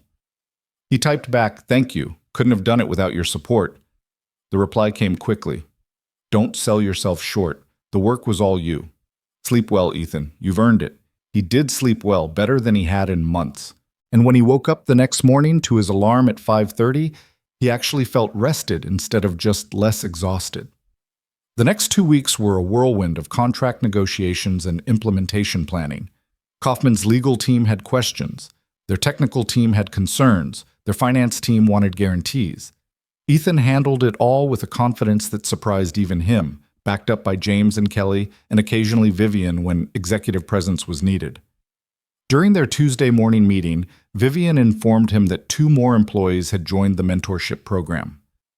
"I can't tell you who," she said, "but I wanted you to know. Your success made it possible to expand. The board approved funding for 5 more positions based on the ROI you've demonstrated." Ethan felt something shift in his chest. 5 more people get help because I didn't fail? 5 more people get help because you succeeded spectacularly. There's a difference. She pulled out a folder, similar to the one she'd given him in December, but thicker. "I also want to start involving you in the program itself, helping identify candidates, providing peer mentorship, sharing your experience. Think you're interested?" "Absolutely. When do we start?" "Next month. First, we need to get Kaufman fully implemented and you fully promoted. One transformation at a time." But the transformation was already happening in ways Ethan was only beginning to recognize. His sessions with Dr. Morrison were peeling back layers of belief systems he'd been operating under for years. The idea that his worth was tied to productivity, that asking for help was weakness, that he had to be perfect to deserve basic respect. "You're allowed to be human," Dr. Morrison told him during one session. "You're allowed to make mistakes, have needs, take up space. Those aren't things you earn through achievement. They're inherent rights." "That's a nice theory," Ethan said. "Believing it is harder." "Of course it is. You've spent your whole life being told the opposite." She leaned forward slightly. "But you're building evidence now. Evidence that you can be supported and still be competent. That you can accept help and still be strong. Let that evidence speak." He tried. Some days were easier than others. Some days he still caught himself spiraling into old patterns. The belief that he was one mistake away from losing everything, that relaxing meant danger, that he couldn't trust good things to last. But he had tools now, people to call, strategies to manage the anxiety. And increasingly, he had proof that the catastrophe his brain predicted wasn't actually coming. March brought the official promotion, senior analyst, with a title and a salary bump and an office instead of a cubicle. It was small, barely bigger than a closet, but it was his. Ethan put his nameplate on the door and felt absurdly proud. Patricia called him into her office the day after the announcement. "I need to tell you something," she said, her expression serious. "I almost fired you in December." Ethan's stomach dropped. "What?" "You were struggling so badly, and I didn't know why. I thought maybe you were checked out, looking for other jobs, deliberately underperforming. I had the paperwork ready." She paused. "Then Vivian Hartwell called me into her office and told me that you were being transferred into a special development program and that I was not, under any circumstances, to take action against you without consulting her first." "She did that?" "She did that. And she didn't explain why, just said it was handled at the executive level." Patricia smiled slightly. "I was annoyed at the time, felt like she was overstepping, but watching what you've accomplished in the last 4 months, I get it now. She saw something in you that I was too close to see." Ethan didn't know what to say. He'd known Vivian had protected him, but hearing the specifics, knowing how close he'd come to losing everything right before she stepped in, was overwhelming. "Thank you for telling me," he managed. "Thank you for proving her right. You've become one of my best analysts, Ethan. Keep doing what you're doing." That night, Ethan wanted to thank Vivian properly, not just with an email or a quick comment in their Tuesday meeting. He found himself lingering after hours, knowing she usually worked late, and finally knocked on her office door around 7. "Come in." She was at her desk, reading glasses perched on her nose, surrounded by reports and financial projections. She looked up when he entered and removed the glasses. "Ethan, something wrong?" "No, I just—" He closed the door behind him. "Patricia told me you stopped her from firing me in December, before the program, before everything." Vivian set down the document she'd been reading. "She shouldn't have told you that." "Maybe not, but I'm glad she did." He moved closer to her desk. "I never really understood how close I came to losing everything, or how much you risked by intervening. It wasn't a risk, it was a calculated decision based on available data." "It was faith," Ethan corrected gently. "You had faith I could recover when everyone else, including me, thought I was done." She was quiet for a moment, and in the evening light filtering through her office windows, she looked tired. Not exhausted like he'd been, but carrying the weight of too many decisions, too many responsibilities. "I saw myself in you," she said finally. "That's not entirely professional to admit, but it's true. I saw someone drowning and I remembered what that felt like, and I couldn't just watch it happen. Not when I had the power to help. It was more than help. You saved my life. Don't be dramatic." "I'm not." Ethan held her gaze. "I was 3 days from eviction and maybe a week from a complete breakdown. Without this program, I don't know where I'd be right now. Probably not here. Probably not anywhere good." Vivian's expression shifted, something vulnerable flickering across her features before she locked it down. "Well, you are here, and you're thriving. That's what matters." "Because of you." "Because of you," she countered. "I provided resources. You did the actual work of rebuilding." They looked at each other across the desk, and Ethan felt something electric in the air between them. Something that had been building slowly over months of Tuesday morning meetings and professional conversations and moments of unexpected connection. He should leave, should thank her and go home and maintain the appropriate boundaries between mentor and mentee, between CEO and employee. But he didn't want to. "Vivian," he started, then stopped, unsure how to finish the sentence. She stood up, moving around the desk to stand closer to him. "Whatever you're about to say, think very carefully. We have a professional relationship. I'm your boss, the power dynamic. I know. I understand all of that." His heart was pounding. "But I also think you feel this too, whatever this is." Her jaw tightened. "Ethan, am I wrong?" The silence stretched between them, heavy with possibility and danger. Finally, Vivian spoke, her voice low. "No, you're not wrong." The admission hung in the air like a confession. Ethan's breath caught. "But that doesn't mean we act on it," Vivian continued firmly. "This program, your career, everything we've built, it's all predicated on appropriate professional boundaries. If we cross that line, we risk everything." "I know." And he did know. Understood the complications, the potential for disaster, all the reasons this was a terrible idea. But standing here in her office with the city lights starting to twinkle outside, and Vivian looking at him with an expression that matched the want he felt in his own chest, those reasons felt distant and academic. "I should go," he said, not moving. "Yes, you should." Neither of them moved. Vivian closed her eyes briefly, and when she opened them, something in her expression had shifted. There's a leadership conference in Colorado next month. 2 days of workshops and networking. I'm required to attend, and I'm allowed to bring 2 senior staff members. I was planning to bring Patricia and Robert from sales. Okay, Ethan said slowly, not understanding where this was going. But Robert can't make it, scheduling conflict. So there's an open spot. She met his eyes. Would you be interested? His pulse kicked up. In attending a conference with you? In attending a professional development opportunity that happens to be in a different state, away from the office, where the normal daily pressures and constraints don't apply. Her voice was carefully neutral. Purely professional, of course. Of course. Except they both knew it wasn't. Couldn't be.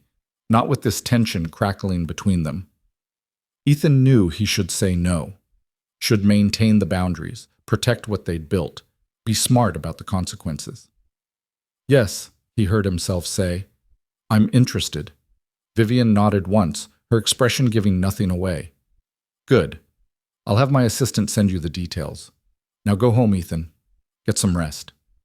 He left, his mind spinning, his heart racing with equal parts anticipation and apprehension. Whatever was happening between them, whatever this was becoming, they'd crossed some invisible threshold tonight. There was no going back to purely professional now, even if they tried. The question was, what came next? The month leading up to the Colorado conference felt like walking a tightrope. Ethan threw himself into work with an intensity that impressed even Patricia, managing the Kaufman implementation while simultaneously mentoring the 2 junior analysts Vivian had assigned him. The work was demanding, but no longer crushing. He had the energy for it now, the mental clarity that came from actually taking care of himself. But underneath the professional productivity ran a current of anticipation that made his chest tight every time he thought about Colorado.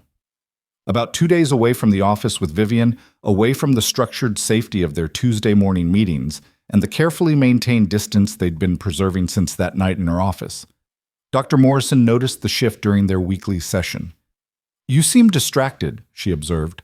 Not in a bad way necessarily, but somewhere else mentally. What's going on? Ethan hesitated. The therapist-client privilege meant anything he said stayed confidential, but admitting it out loud felt dangerous, like it would make the situation more real, more complicated. There's a professional conference next month, he said carefully. Leadership development. Vivian invited me to attend. Dr. Morrison's expression remained neutral. And that's causing you anxiety? Not anxiety exactly, more like, he searched for the right word. Anticipation, maybe some concern about boundaries. Boundaries between you and Ms. Hartwell? There was no judgment in her voice, just curiosity. Ethan took a breath and decided to be honest.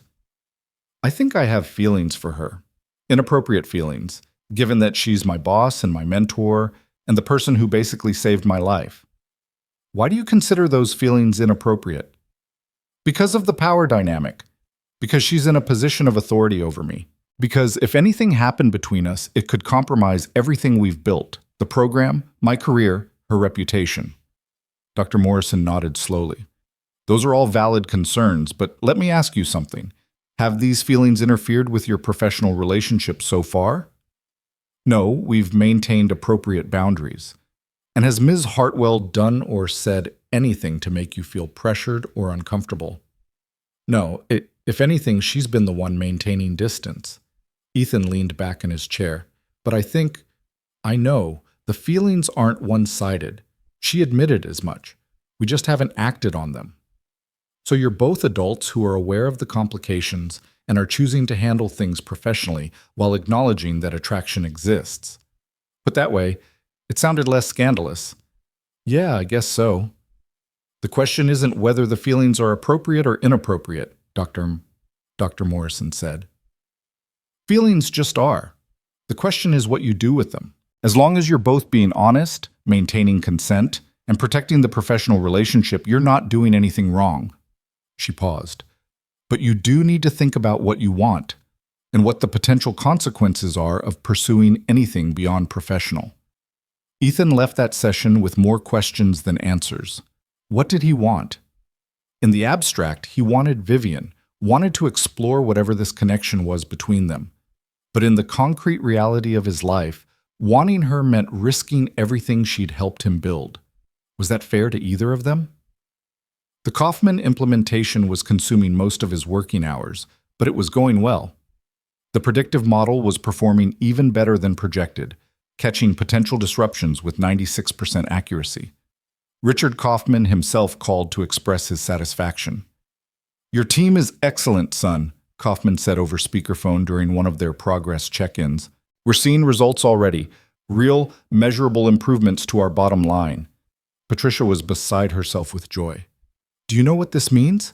Kaufman is already recommending us to other companies in their network. We're going to have more business than we can handle." Which meant Meridian needed to expand, which meant Vivian was under less pressure from the board about her spending on employee development programs.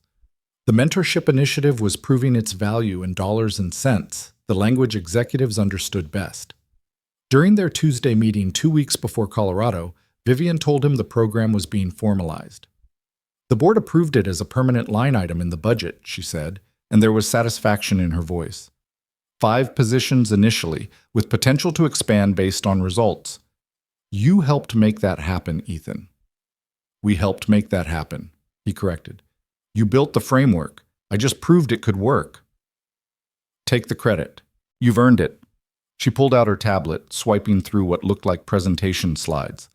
"I'm also going to need your help with something. Part of the Colorado conference involves presenting the mentorship program to other CEOs as a potential model. I want you there for that presentation." Ethan's eyebrows rose. "You want me to talk about my own experience?" "Only if you're comfortable. But yes, the data is compelling, but personal testimony is powerful. Executives respond to stories, not just statistics." The idea of standing in front of a room full of CEOs and admitting how close he'd come to complete collapse was terrifying. But it was also an opportunity to help others, to maybe inspire other companies to invest in their struggling employees instead of just firing them. "I'll do it," he said. "On one condition." Vivian's expression sharpened with interest. "Which is?" "I want to be involved in selecting the next candidates for the program. I know what the warning signs look like now. I can help identify people who need support before they hit crisis point." She considered this for a moment. "That could work. You'd be reporting directly to me on those assessments. This can't go through normal HR channels because of privacy concerns." "Understood. All right. We'll start after Colorado." She glanced at her watch. "Speaking of which, I'm finalizing the travel arrangements today. We leave Thursday afternoon, conference runs Friday and Saturday, return Sunday morning. 3 days. 72 hours in close proximity. Professional but not." Ethan's pulse quickened. "Sounds good," he managed to say evenly. Vivian's eyes met his, and for just a moment, her professional mask slipped. He saw the same anticipation he felt reflected in her expression, the same awareness of what might happen when they were away from the careful constraints of the office. Then she blinked, and it was gone, replaced by cool professionalism. "I'll have my assistant send you the itinerary. We're staying at the conference hotel, separate rooms, obviously, and there will be several networking events in the evenings." "Obviously," Ethan echoed, though the specification of separate rooms felt pointed. A reminder that despite whatever tension existed between them, they were maintaining boundaries. For now. The week before the conference, Ethan received an unexpected visitor at his office. Marcus Chen, one of the junior analysts he'd been mentoring, knocked hesitantly on his doorframe. "Got a minute?" Marcus asked. "Sure. Come in." Ethan gestured to the chair across from his desk. Marcus was 24, fresh out of grad school, brilliant with data but rough around the edges professionally. "What's up?" Marcus sat down, looking uncomfortable. "I wanted to ask you something kind of personal. You can tell me to mind my own business if you want." "Okay." "A few months ago, you were struggling, like really struggling. I could see it even though you tried to hide it." Marcus twisted his hands together. "And then something changed. You got better, really fast. I was wondering, how did you do that?" Ethan studied the younger man carefully. "Why are you asking?" "Because I think I might be heading in the same direction. Not as bad yet, but..." Marcus's voice cracked slightly. "My student loans are crushing me. I'm working side gigs just to cover rent. I'm not sleeping enough and I'm starting to make mistakes, and I don't know how to stop the spiral. There it was. The exact pattern Vivian had recognized in Ethan, the slow-motion collapse that happened when talented people were drowning in circumstances beyond their control. Have you talked to anyone about this? Your supervisor? HR? Marcus shook his head. I'm afraid if I admit I'm struggling, they'll think I can't handle the job. I just got here. I can't already be failing. The words were so familiar they hurt. Ethan had said almost the exact same thing to himself 6 months ago. You're not failing, Ethan said firmly. You're dealing with external pressures that are affecting your work. That's different, and there are resources that can help.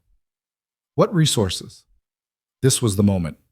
The chance to potentially bring Marcus into the mentorship program to offer him the same lifeline Vivian had offered Ethan. But he needed to clear it with Vivian first, couldn't make promises without authorization.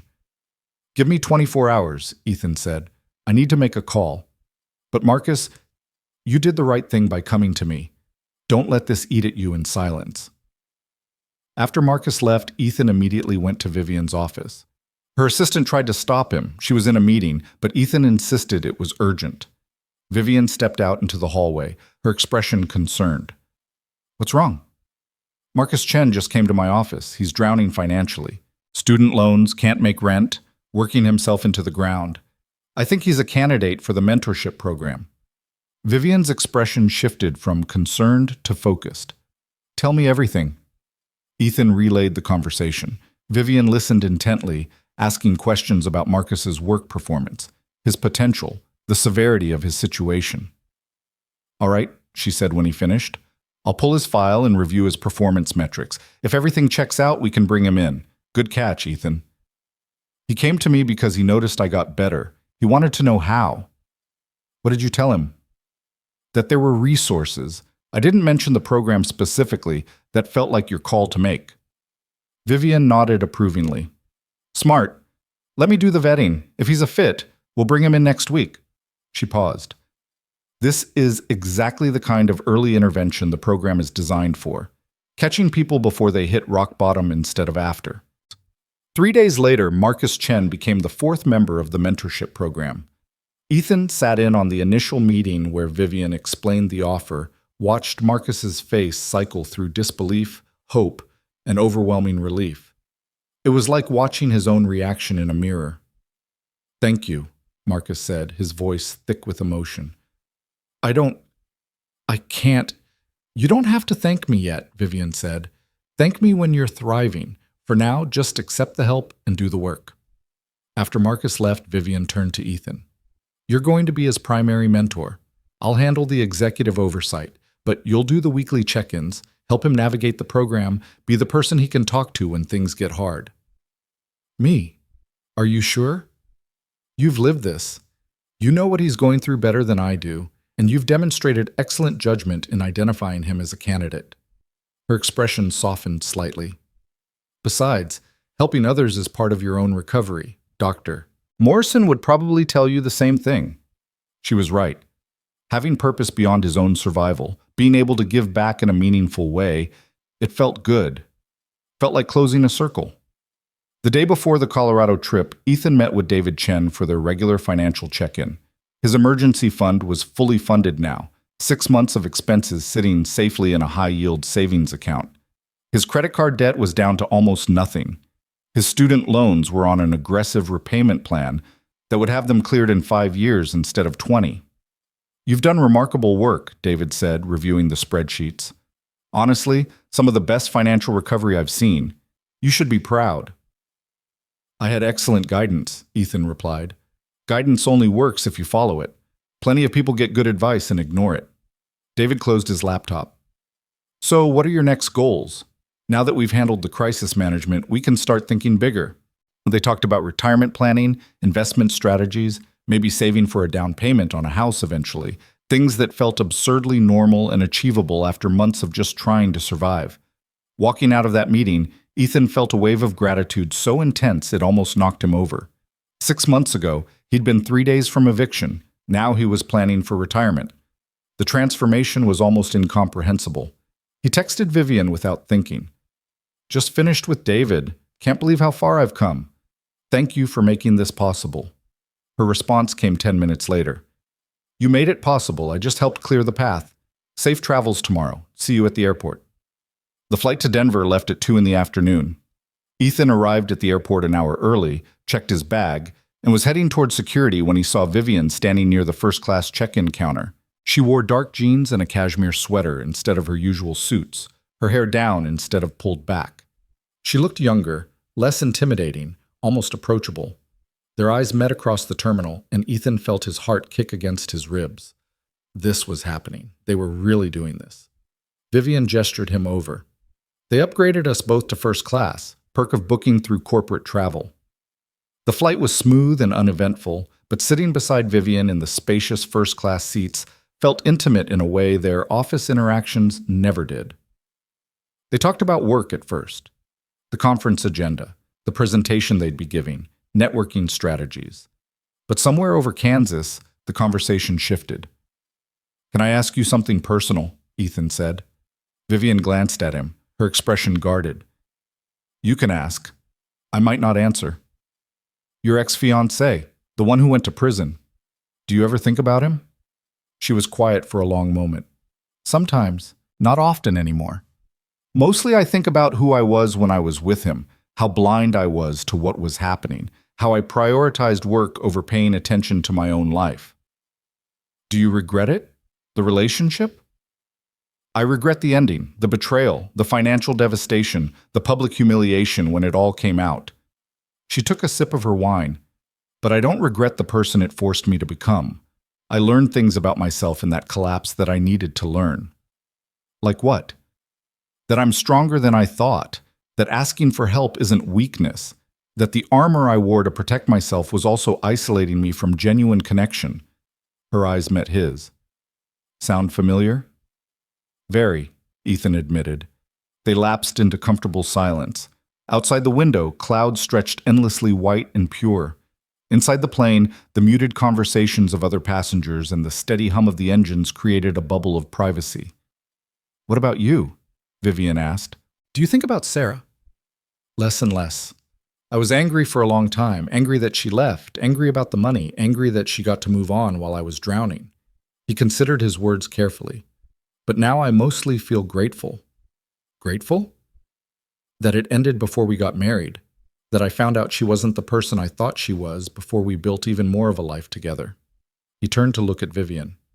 And grateful that it led to this. To the program. To becoming someone better than I was. You were always good, Ethan. You just needed support to show it. The way she said his name sent warmth through his chest. Not Mr. Cole, like in the beginning. Not Ethan, in the brisk professional tone of their office meetings. Just his name, soft and personal. Vivian, he said, testing the intimacy of her first name instead of Ms. Hartwell. She smiled slightly. Yes? Are we going to talk about what happens this weekend? Away from the office? Away from all the normal rules? Her smile faded, replaced by something more serious. I don't know. What do you want to talk about? I want to know if this, he gestured between them, is real or if I'm imagining it. You're not imagining it. She set down her wine glass carefully. But that doesn't mean we should act on it. The complications. I know about the complications, the power dynamic, the professional risks, all of it. Ethan leaned slightly closer. But I also know that I've spent 6 months rebuilding my life, and for the first time in years, I feel like I know what I want. And part of what I want is to see where this could go. Vivian's breath caught slightly. Ethan, you don't have to decide anything now. I'm just being honest. You taught me that honesty matters more than pretending. She looked at him for a long moment, her gray eyes searching his face. This could get very complicated. Or it could be the best decision we ever make. You're an optimist now. When did that happen? Somewhere between getting my life back and realizing I have things worth being optimistic about. The plane began its descent into Denver. Through the window, Ethan could see the Rocky Mountains rising in the distance, snow-capped and magnificent. The conference hotel was in Boulder, nestled against the foothills with views that promised to be spectacular. They collected their luggage and took a shuttle to the hotel. The lobby was all exposed wood beams and stone fireplaces, upscale mountain chic. Check-in was efficient, and soon they were heading to their rooms on the fourth floor, separate rooms as promised, but only 3 doors apart. The welcome reception starts at 6, Vivian said, stopping at her door. Business casual dress code. I'll meet you in the lobby at 5:45. Sounds good. She unlocked her door, then paused. Ethan, for this weekend, let's just see what happens. No expectations, no pressure. Just be present. It was the most open she'd been about the possibility of something happening between them. I can do that. The welcome reception was crowded with executives from tech companies across the country, CEOs, CFOs, heads of HR and operations. Ethan felt out of place at first, young and undercredentialed compared to the power players filling the room. But Vivian introduced him confidently, framing him as her protege and the architect of the Kaufman success, and people's interest sharpened. Tell me about this predictive model, one CEO asked, a woman named Jennifer, who ran a logistics company in Atlanta. Ethan explained the system, fielding technical questions and discussing implementation challenges. Before long, he had a small crowd of interested executives, all wanting to know more about Meridian's innovative approach. Vivian watched from a few feet away, pride evident in her expression. When the crowd finally dispersed for dinner, she touched his elbow lightly. "You're a natural at this," she said quietly. "Networking, presenting, commanding a room, you've come so far." "I had a good teacher." They sat together at dinner, at a table with other executives and their senior staff. The conversation ranged from industry trends to company culture to the challenges of modern leadership. Ethan held his own, contributing insights that earned nods of agreement and thoughtful responses. After dinner came drinks in the hotel bar, more networking, more conversation. Ethan nursed a bourbon and found himself genuinely enjoying the evening. The intellectual stimulation, the exchange of ideas, the feeling of belonging in spaces that once would have intimidated him. Around 10, the crowd started thinning. Vivian caught his eye across the room and tilted her head toward the exit. They said their goodbyes and headed for the elevators. "That was exhausting," she said once they were alone in the elevator car. "But productive. I think you made some valuable connections." "So did you. That CEO from the Seattle tech firm seemed very interested in the mentorship program." "Marcus Chen. He's dealing with high turnover and wants to explore retention strategies." The elevator doors opened on their floor. "Tomorrow's presentation is going to be crucial." They walked down the hallway together, the plush carpet muffling their footsteps. At Vivian's door, they both stopped. "Good night, Ethan," she said, but she didn't move to unlock her door. "Good night," he replied, also not moving. The hallway was quiet, just the two of them, and the soft lighting and the awareness that hung between them like a living thing. "We should be sensible about this," Vivian said, but her voice lacked conviction. "We should," Ethan agreed. Neither of them moved. The tension was almost unbearable, the pull toward each other magnetic and undeniable. Finally, Vivian let out a breath that might have been a laugh. "This is ridiculous. We're adults." "Very adult," Ethan said. "Go to your room, Ethan." "Is that what you want?" She closed her eyes briefly. "What I want and what we should do are not the same thing." "Then tell me what you want. Be honest." When she opened her eyes, they were blazing with something that made his pulse race. "I want you to stop being professional and perfect and appropriate. I want to stop pretending I don't think about you outside of Tuesday morning meetings. I want—" She cut herself off, her jaw tightening. "What?" Ethan pressed. "What do you want?" "This," she said, and kissed him. It wasn't tentative or questioning. It was decisive and fierce and full of months of suppressed wanting. Ethan responded instantly, his hands coming up to frame her face, deepening the kiss until they were both breathless. When they finally broke apart, Vivian's eyes were wide with something between shock and exhilaration.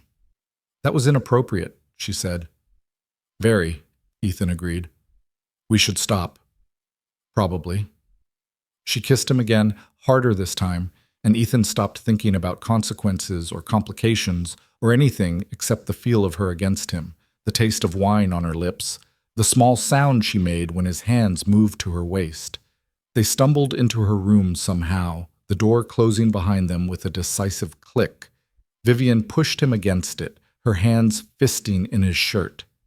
"This changes everything," she said against his mouth. "I know." "We'll have to tell HR. There are disclosure forms, potential reassignments." "Vivian?" "What?" "Stop talking about HR." She laughed, breathless and genuine, and it was the most beautiful sound he'd ever heard. "Fair enough." They moved deeper into the room, shedding professional distance along with their carefully maintained boundaries. Whatever happened next, whatever complications arose, Ethan knew this moment was worth it. Worth the risk, worth the uncertainty, worth everything. Because for the first time in longer than he could remember, he felt completely, perfectly alive. Morning light filtered through the curtains, painting golden stripes across the hotel room. Ethan woke slowly, disoriented for a moment before the events of the previous night came rushing back. He was in Vivian's room, in Vivian's bed, and she was still asleep beside him, her dark hair spread across the pillow, her face peaceful in a way he'd never seen during their professional interactions. Reality hit him like cold water. They'd crossed every line that existed between them. The mentor-mentee relationship, the boss-employee dynamic, the carefully maintained professional distance, all of it shattered in a few hours of honesty and wanting. Ethan's first instinct was panic. What had they done? How would they walk this back? But looking at Vivian's sleeping face, he found he didn't want to walk it back. Didn't regret it. The complications were real, but so was this connection between them. Vivian's eyes opened, gray and clear and immediately alert. She looked at him for a long moment without speaking. "Morning," Ethan said quietly. "Morning." She didn't move away, didn't pull the professional mask back on. "We need to talk about this." "I know." She sat up, pulling the sheet with her, and Ethan could see her brain already working through scenarios and consequences. This can't be a secret. The power dynamic makes secrecy dangerous, for both of us, but especially for you. "I agree." "We'll need to disclose to HR as soon as we're back. There are protocols for workplace relationships, especially when there's a supervisory element." Her voice was businesslike, but her hand found his under the sheets. "They might require one of us to transfer departments or report to someone else." "Whatever needs to happen, we'll handle it." Ethan squeezed her hand. "I'm not walking away from this just because it's complicated." Something in her expression softened. "You're sure? Because once we disclose, there's no taking it back. Everyone will know. There will be gossip, speculation, probably some people who think you slept your way to success." "Let them think whatever they want. I know the truth. You know the truth. My work speaks for itself." Vivian studied him carefully. "You really have changed. 6 months ago, you would have been terrified of what people thought." 6 months ago, I was terrified of everything." He reached up to brush a strand of hair from her face. "You helped me find my courage. I'm not going to lose it now." She kissed him softly, and it felt different from the fierce urgency of the night before. Gentler, but somehow more meaningful. A promise instead of just passion. "We still have to get through today's presentation," she said when they broke apart. "Can we table the personal stuff until after the conference? I need to be focused." "We can do that." They separated to their own rooms to shower and change. Ethan stood under the hot water for a long time, trying to organize his thoughts. Everything was different now. Not in a bad way, but in a way that would require navigation and honesty and probably some difficult conversations. He thought about Dr. Morrison, about what she'd said regarding feelings and actions and consent. They were both adults, both aware of the complications, both choosing this with open eyes. That had to count for something. The conference breakfast was crowded with executives comparing notes from the previous evening's networking. Ethan found Vivian at a table near the windows, already reviewing her presentation notes. She looked up when he approached, and something passed between them. Acknowledgement, understanding, connection. "Sleep well?"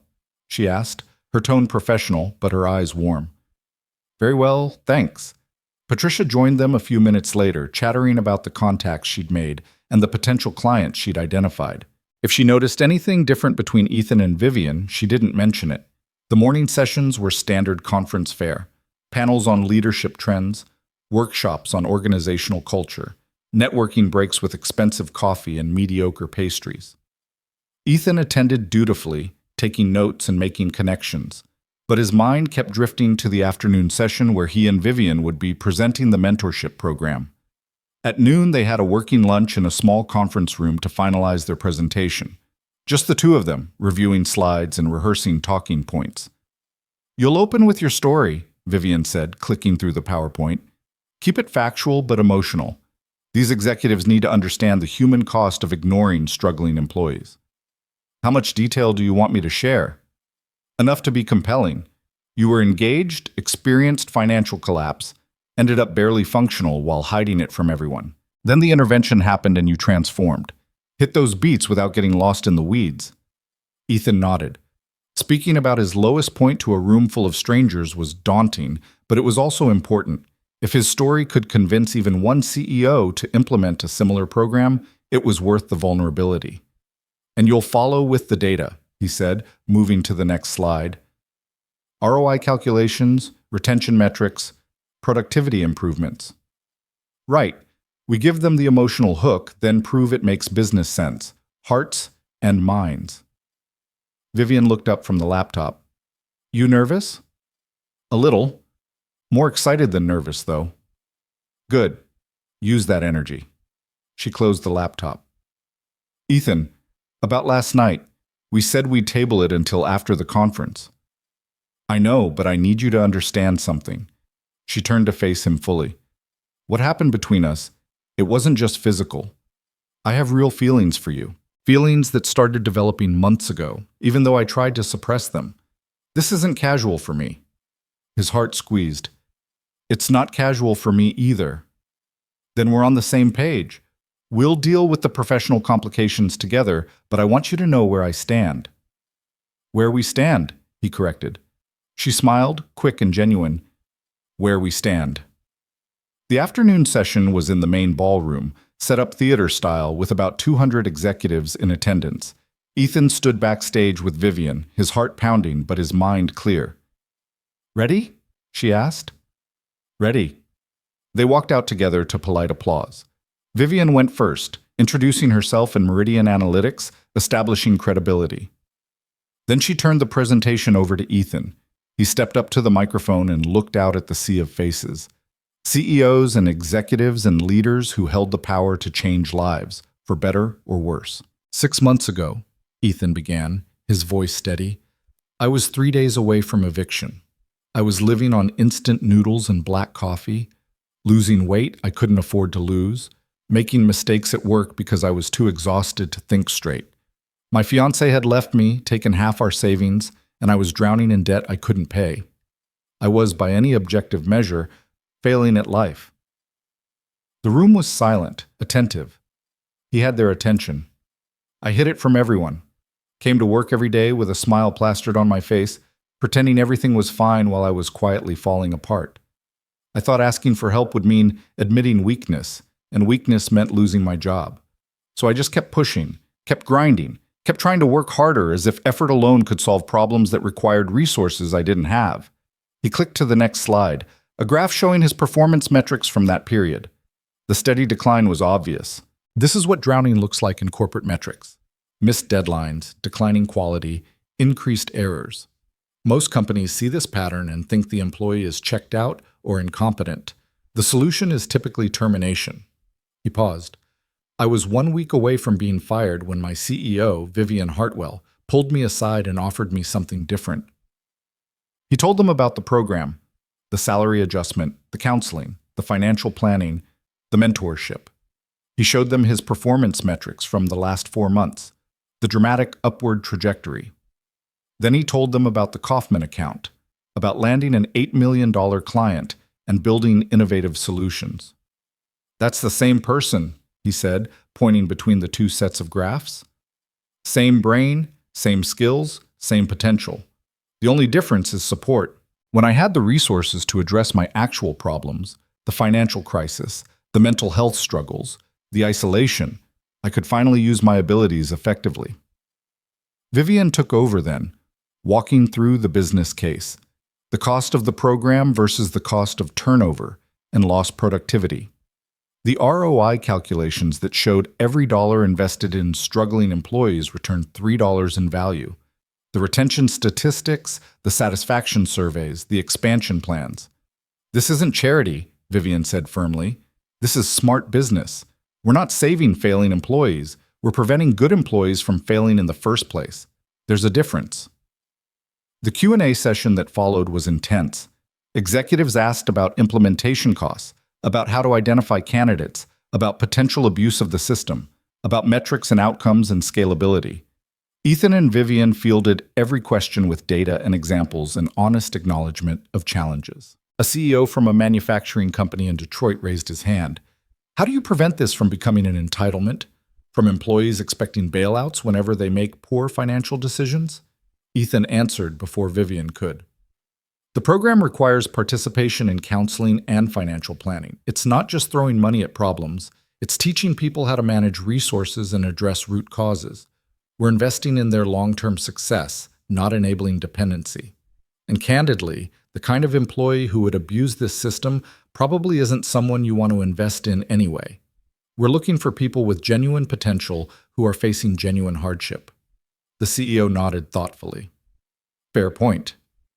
When the session ended, they received sustained applause. Executives lined up afterward with business cards and questions about consulting services and requests for more detailed information about program implementation. Marcus Chen, the CEO from Seattle who'd talked to Vivian the night before, approached with enthusiasm. That was powerful, really powerful. I want to implement something similar at my company. Can we set up a call next week to discuss specifics? Absolutely, Vivian said, handing him her card. I'll have my assistant coordinate. They spent the next hour networking, answering questions, making connections. By the time the room finally cleared, Ethan felt wrung out but exhilarated. That went well, Vivian said, gathering her materials. Better than well. I think we just opened a new revenue stream for Meridian, consulting on employee development programs. We make a good team. She looked at him, and the professional distance slipped again. Yes, we do. The evening reception was celebratory. Word had spread about their presentation, and multiple executives approached Ethan to praise his courage in sharing his story. Patricia was over the moon about the business opportunities they'd generated. Do you know how many potential clients asked about our services? She said, slightly drunk on champagne and success. This conference has already paid for itself 10 times over. Around 9, Vivian caught Ethan's eye and gestured toward the exit. They slipped away from the party, walking out into the cool Colorado evening. The hotel had a terrace overlooking the mountains, and they stood at the railing, looking out at the peaks silhouetted against the darkening sky. I'm proud of you, Vivian said quietly. What you did today, sharing your story like that, it took real courage. I learned from the best. She turned to face him. We need to talk about what happens when we get back. I know. I'll call HR first thing Monday morning. Request a meeting to disclose the relationship. They'll probably require you to report to Patricia instead of me, at least for performance reviews and evaluations. We'll need to establish clear boundaries between personal and professional. I can handle that. There's going to be gossip, speculation. Some people will assume I promoted you because of personal reasons, not merit. My work speaks for itself. The Kaufman account, the presentation today, those are objective achievements. I know that. But perception matters. We need to be prepared for judgment. Ethan took her hand, threading their fingers together. So we'll be prepared. Together. Whatever comes, we'll handle it. She looked at him for a long moment, her expression soft. When did you become so certain about everything? Somewhere between survival mode and actually living. You helped me find that certainty. We helped each other find it. They stood there in the mountain air, hands linked, looking out at the vast darkness punctuated by distant lights. The conference had gone better than either of them could have hoped. The program was validated, expanding, potentially transforming how other companies approached employee development. And this thing between them, complicated, risky, real, was out in the open now. Do you regret it? Ethan asked. Last night? No, do you? Not even a little. Vivian smiled, and it reached her eyes in a way her professional smiles never did. Good. Because I don't do casual, Ethan. If we're doing this, we're doing it right. Full disclosure, proper boundaries, honest communication. I wouldn't want it any other way. They went back to her room that night, but slower, more deliberate, less urgency and more intention. And when Ethan woke up the next morning with Vivian curled against him, he felt a peace he hadn't experienced in years. The flight home Sunday afternoon was quiet. Patricia sat several rows behind them, buried in her laptop, organizing all the new business leads. Ethan and Vivian sat together, ostensibly reviewing conference notes, actually just being present with each other. "Nervous about tomorrow?" Vivian asked. "A little, mostly just ready to get it over with. HR will be professional, probably a bit bureaucratic, but they'll handle it appropriately. And then? And then we figure out how to make this work. The relationship, the professional boundaries, all of it." She glanced at him. "I don't have all the answers, Ethan. This is new territory for me, too. We'll figure it out together." Monday morning, Vivian called him at 7. "HR meeting is at 10, conference room B, both of us." "I'll be there." The meeting was with Jennifer Walsh, head of HR, and her deputy, Michael Torres. They were professional and efficient, asking direct questions about when the relationship started, whether there had been any coercion or pressure, how they planned to manage conflicts of interest. "To be clear," Jennifer said, reviewing her notes, "Miss Hartwell, you are currently Mr. Cole's direct supervisor?" "For the mentorship program, yes. His official supervisor for performance reviews is Patricia Henderson." "But you have significant influence over his career trajectory." "I do," Vivian acknowledged, "which is why we're here. We want to establish appropriate boundaries and safeguards." Michael pulled up a document on his tablet. "We have protocols for this. Given the power dynamic, we recommend that Mr. Cole be formally reassigned to report exclusively to Ms. Henderson. Ms. Hartwell can continue to oversee the mentorship program, but all performance evaluations, promotion decisions, and salary adjustments for Mr. Cole will go through Ms. Henderson and require approval from at least one other executive." "That's acceptable," Vivian said. "Mr. Cole," Jennifer asked, "do you have any concerns about this arrangement?" "No. It makes sense to have clear separation between personal and professional." They went through additional protocols: disclosure to their immediate teams, recusal from certain decisions, annual reviews of the arrangement to ensure no conflicts had developed. It was thorough and slightly awkward, but necessary. "One more thing," Jennifer said as they were wrapping up. "There will likely be gossip. Office relationships, especially between different levels of hierarchy, always generate talk. How you choose to handle that is up to you, but I'd recommend being matter-of-fact about it. Don't hide, but don't overshare." "Understood," Ethan said. After the meeting, Vivian walked him back toward his office. "Well, that's done. Official and documented.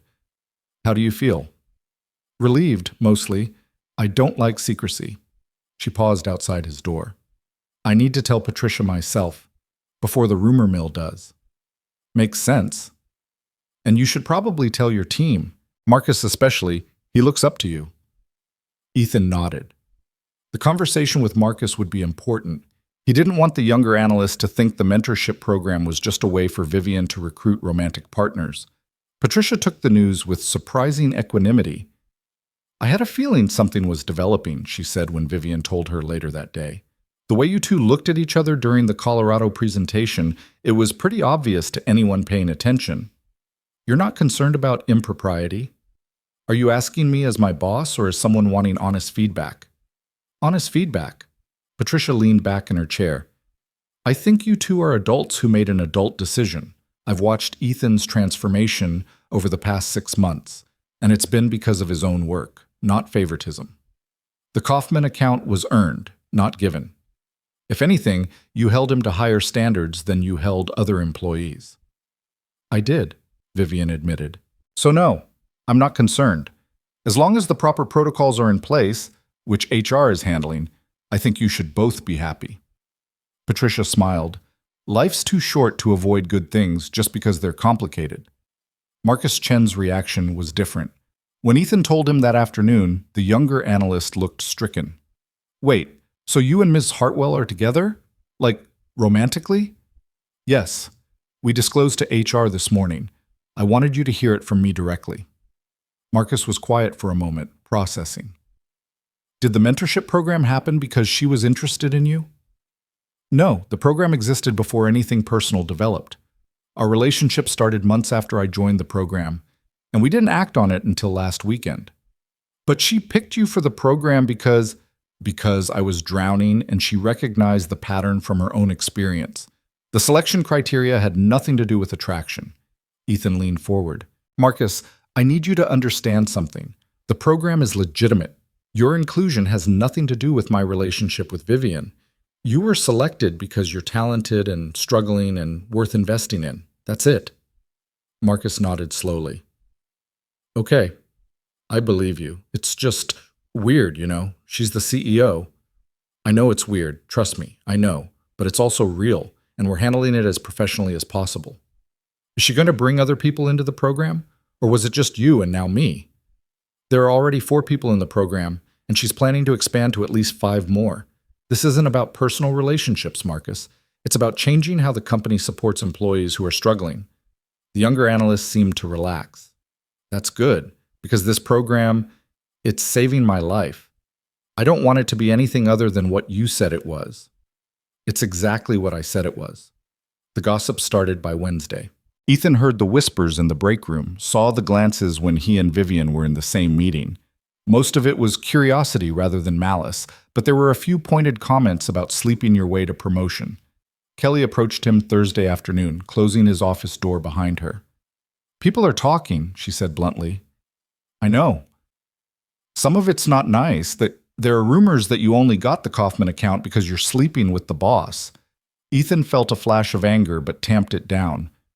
The Kaufman project started before Vivian and I were involved. The timeline doesn't even support that theory. I know that. Anyone who actually pays attention knows that. But people like drama more than they like facts. Kelly sat down across from him. How are you holding up? I'm fine. The gossip is annoying, but it'll die down once something more interesting happens. And you and Vivian? You're really doing this? We're really doing this. Kelly studied him carefully. You look happy. Happier than I've ever seen you, actually. So whatever people say, hold on to that. The following Tuesday, Ethan had his first official meeting with Vivian as program participants rather than supervisor and employee. They met in the small conference room at 7 a.m., just like always, but the dynamic had shifted. How are you handling the gossip? She asked. Better than I expected. Most people are just curious. A few are judgmental, but their opinions don't really matter. Good. I've had a few raised eyebrows from the board, but nothing serious. The Kaufman success and the conference response bought us a lot of goodwill. They talked about the program expansion, about the 3 new candidates Ethan had identified, about the consulting opportunities that were developing from companies who'd seen their presentation. The conversation was professional and productive, but there was an ease between them now that hadn't existed before. Dinner tonight? Vivian asked as they were wrapping up. My place. I'll actually cook something instead of ordering takeout. You cook? When I have time and motivation. Turns out I have both now. Ethan smiled. I'd like that. Over the next few months, they settled into a rhythm. Ethan reported to Patricia for performance issues, worked closely with Vivian on the mentorship program expansion, and built his own career on merit. He took on more responsibility, mentored junior analysts, and contributed to business development. The mentorship program grew to encompass 8 employees, each with their own story of struggle and recovery. Marcus Chen thrived under the support, his work improving dramatically. 2 other analysts joined, along with someone from accounting, someone from marketing, and a software developer who'd been dealing with medical debt from a family emergency. Each success validated the program further. Each transformation demonstrated that investing in people during their lowest points could yield extraordinary returns. In June, Vivian called an all-hands meeting to announce a major initiative. We're creating a formal employee wellness and development department, she said, addressing the entire company via video conference. This department will oversee not just the mentorship program, but expanded mental health resources, financial planning services, and career development opportunities for all employees. We're committing 5% of our annual budget to this initiative because we believe our people are our greatest asset. The announcement was met with applause and genuine enthusiasm. Ethan watched from the back of the room, proud of what they'd built together. After the meeting, the board called Vivian to express their approval. The program had reduced turnover by 30%, increased productivity metrics across the board, and generated positive press that enhanced Meridian's reputation as an employer. Several other companies had contracted for consulting services, creating a new revenue stream. You were right, the board chair told Vivian. Investing in people was smart business. That evening, Ethan and Vivian celebrated at her apartment. She'd made pasta from scratch, and they ate on her balcony overlooking the city lights. "We did it," she said, raising her wine glass. "Built something that matters. You did it. I just helped. We did it together. Don't diminish your role." She set down her glass. "I have something to tell you." Ethan's heart skipped. "What?" "I've been offered a position, CEO of a major tech company in San Francisco. Significant salary increase, huge opportunity." She paused. "I turned it down." "What? Why?" "Because what we're building here matters more than a title upgrade. The mentorship program, the cultural shift at Meridian, the consulting work. This is legacy stuff, Ethan. This changes lives." She reached across the table to take his hand. "And because my life is here, you're here. I'm not interested in starting over somewhere else when everything I want is right here." Ethan felt his throat tighten with emotion. "You turned down a major opportunity for this? For us?" "I turned it down because this is where I want to be. The opportunity, the program, the relationship, all of it. I'm choosing this life intentionally." "I love you," Ethan said, the words coming out before he'd planned them. "I know we haven't said it yet, but I love you, and I need you to know that." Vivian's eyes brightened with tears. "I love you too. Have for months, probably. I just didn't want to say it until I was sure we could make this work. We're making it work. We are." They moved inside as the evening cooled, curling up on her couch with coffee and comfortable silence. Ethan thought about the man he'd been 9 months ago, desperate, drowning, certain his life was over. That man couldn't have imagined this: success, stability, love, purpose. "What are you thinking about?" Vivian asked. "How far we've both come. How that night at the holiday party changed everything." She smiled. "When I cornered you in the bathroom and you thought I was going to fire you? When you saw me clearly enough to know I needed help, even when I was hiding it from everyone, including myself." "We saw each other," she corrected. "I recognized your struggle because I'd lived it. You recognized my loneliness because you'd lived it. Sometimes the best connections come from shared understanding of pain. And then we build something better together." "Exactly." The company picnic in August was the unofficial debut of their relationship to the wider Meridian community. They'd been dating for 6 months by then, and while people knew, they'd kept things relatively private. But at the picnic, Vivian's hand found his during the group photo, and that simple gesture said everything. The picture ended up in the company newsletter. Vivian Hartwell and Ethan Cole, along with the rest of the leadership team, smiling at the camera. No hiding, no shame, just two people who'd found each other through unlikely circumstances and built something real. Patricia pulled Ethan aside during the picnic. "You two look happy." "We are." "Good. You both deserve it."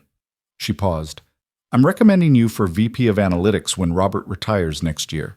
Your work has been exceptional, and you've demonstrated real leadership with the junior analysts." Ethan's eyes widened. "VP? That's earned, completely earned. And before you worry about appearances, this recommendation is going through proper channels with multiple executives signing off. Nobody can claim it's favoritism." He'd come so far from the struggling analyst who could barely make rent. Now he was being considered for vice president. The transformation was almost incomprehensible. That night, he told Vivian about the VP recommendation. She smiled with pure pride. "You've earned that 10 times over. I'm not surprised. It feels surreal." "It's real. You're just not used to success yet." She pulled him closer. "Get used to it. You're going to have a lot more of it." In October, Meridian's quarterly earnings report included a special section on the Employee Wellness and Development Program. The metrics were undeniable. Retention up, productivity up, employee satisfaction scores the highest they'd ever been. The program had expanded to 15 participants, with plans to offer scaled versions of the support services to all employees. The business press noticed. Articles appeared in major publications about Meridian's innovative approach to employee development, often featuring interviews with Vivian about the philosophy behind the program. She always mentioned that the idea came from her own experience and was refined through working with employees like Ethan Cole, whose transformation demonstrated the program's potential. When asked directly about her relationship with Ethan during one interview, Vivian was matter-of-fact. "Yes, we're in a relationship. We disclosed it to HR, established appropriate professional boundaries, and have maintained those boundaries consistently. Our personal relationship developed after his participation in the mentorship program began and has no bearing on his professional achievements, which are extensive and well documented." The interview ran with the headline, "CEO Vivian Hartwell on investing in people and finding love in unexpected places." It was respectful and focused on the program's success, mentioning their relationship only as context for their professional partnership. Ethan framed a copy of the article and hung it in his office, not because of the relationship mention, but because of the quote from Vivian. "Sometimes the best business decisions are also the most human ones. Treating employees like people instead of resources isn't just ethical, it's profitable." In December, exactly 1 year after the holiday party where everything changed, Meridian hosted another company celebration. Ethan stood in the same hotel ballroom, wearing a better suit and carrying himself with confidence instead of desperation. Vivian found him near the bar, stunning in a deep blue dress. "Thinking about last year?" she asked. "Hard not to? Same place? Completely different person?" "Not completely different. The core of who you are hasn't changed. You just have support now, resources, the ability to be your best self." Marcus Chen approached, grinning. "Mr. Cole, Ms. Hartwell, great party." "How are you doing, Marcus?" Vivian asked. "Really well. Paid off my credit cards last month, started saving for a house. My work on the Jennings account got mentioned in the quarterly report." His enthusiasm was infectious. "This program changed my life. I just wanted to say thank you." After he walked away, Ethan turned to Vivian. "That's what it's all about, isn't it? Giving people the chance to succeed?" "That's everything." The DJ started playing slow music, and couples drifted onto the dance floor. Vivian raised an eyebrow at Ethan. "Dance with me?" "In front of everyone?" "In front of everyone. No more hiding, remember?" They moved onto the floor together, and Ethan was aware of people watching, but he didn't care. Let them watch. Let them see that the struggling analyst and the fearsome CEO had found something worth celebrating. As they swayed to the music, Vivian spoke quietly. "I have something for you. It's not my birthday. I know, but it's the anniversary of the day I gave you that folder in the bathroom, the day everything changed." She pulled a small box from her clutch. "Open it later, in private." Ethan slipped the box into his pocket, his heart pounding. It was too small to be anything but jewelry, and the implications made his breath catch. They finished the dance, mingled with colleagues, celebrated the company's successful year. But Ethan's hand kept drifting to his pocket, feeling the shape of the box through the fabric. Later that night, back at Vivian's apartment, he finally opened it. Inside was a key on a simple silver keychain. "It's to my place," Vivian said, watching his face. "I know we've been taking things slow, being careful about boundaries, but I want you here, officially, not just overnight visits, but actually living together. You want me to move in? I want to build a life with you." A real one, not compartmentalized into professional and personal. "I want to wake up next to you every morning and come home to you every night. I want to combine our books and argue about whose furniture is better and figure out how to share closet space." She stepped closer. "What do you think?" Ethan looked at the key in his palm, at this symbol of permanence and trust and future. A year ago, he'd had nothing. No home, no hope, no belief that life could be anything but struggle. Now he had everything. "I think yes," he said, pulling her close. "Absolutely yes." They kissed, and it felt like sealing a promise, not just about moving in together, but about continuing to build this life they'd created from the ruins of their separate struggles. The mentorship program continued to expand, helping more employees find their footing during difficult times. Ethan was promoted to VP of Analytics in March, a position he earned through undeniable merit and excellent work. He became Vivian's partner in developing the consulting side of the business, traveling to other companies to help them implement similar programs. Together, they presented at conferences, wrote articles, and advocated for a more human approach to business leadership. The message was simple but powerful. Investing in people during their lowest points wasn't charity. It was the smartest business decision a company could make. 2 years after that first holiday party, Ethan stood in front of a different hotel ballroom, this time as a keynote speaker at a national HR conference. He told his story again, the struggle, the intervention, the transformation. But now he also told Vivian's story, with her permission, how she'd recognized his pattern because she'd lived it herself, how she'd built a program from her own pain and turned it into something that changed lives. In the audience, Vivian watched with pride. The program they'd built together had helped 43 employees across multiple companies. Ethan's success story had been replicated dozens of times, each one proving that people were worth investing in, even at their lowest points. After the presentation, an executive from a Fortune 500 company approached Ethan. "That was powerful," she said. "My company has been struggling with retention and burnout. I'd like to hire Meridian to help us implement a similar program." It was the largest consulting contract they'd landed yet, potentially transforming how a company with 50,000 employees approached human capital management. That night, Ethan and Vivian celebrated in their shared apartment, the space that had become truly theirs over the past year and a half. "We're changing the world," Vivian said, curled against him on the couch. "One company at a time, one employee at a time. Actually making a difference. You started it. That night you pulled me into the bathroom instead of firing me. We built it together. Your story, my framework, our combined determination to make sure other people don't have to suffer the way we did." She looked up at him. "I'm proud of us, of everything we've created." "Me too." They sat in comfortable silence, watching the city lights through the windows. Ethan thought about the journey that had brought them here, from desperation to hope, from isolation to connection, from barely surviving to genuinely thriving. The program that started as a secret conversation in a locked bathroom had become a movement, a model. Proof that compassion could be smart business, that investing in people during their struggles could yield extraordinary returns. But more than that, it had become their shared purpose, their combined legacy. The thing they'd built together from understanding, from shared pain, from the belief that people deserved second chances and support and the opportunity to be their best selves. And somewhere in the middle of building that legacy, they'd built a life together too. One founded on honesty, mutual respect, and the deep understanding that came from having both survived their own darkest moments.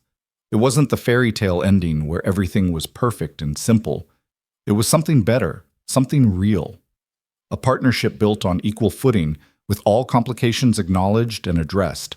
A relationship that existed in full sunlight, disclosed and documented and completely genuine. The story that began with a desperate man and a fearsome CEO in a hotel bathroom had become something neither of them could have predicted. A program that changed corporate culture, a consulting business that spread that change to other companies, and a love story that proved vulnerability could be strength and asking for help could lead to transformation. Ethan Cole had learned to stop merely surviving and start actually living.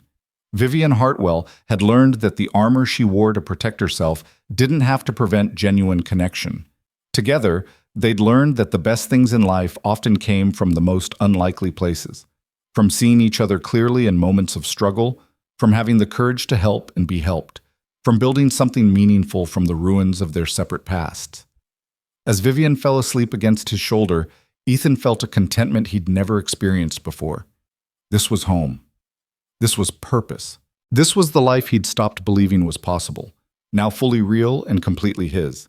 And it all started because one person looked at another's drowning and chose to throw a lifeline instead of looking away.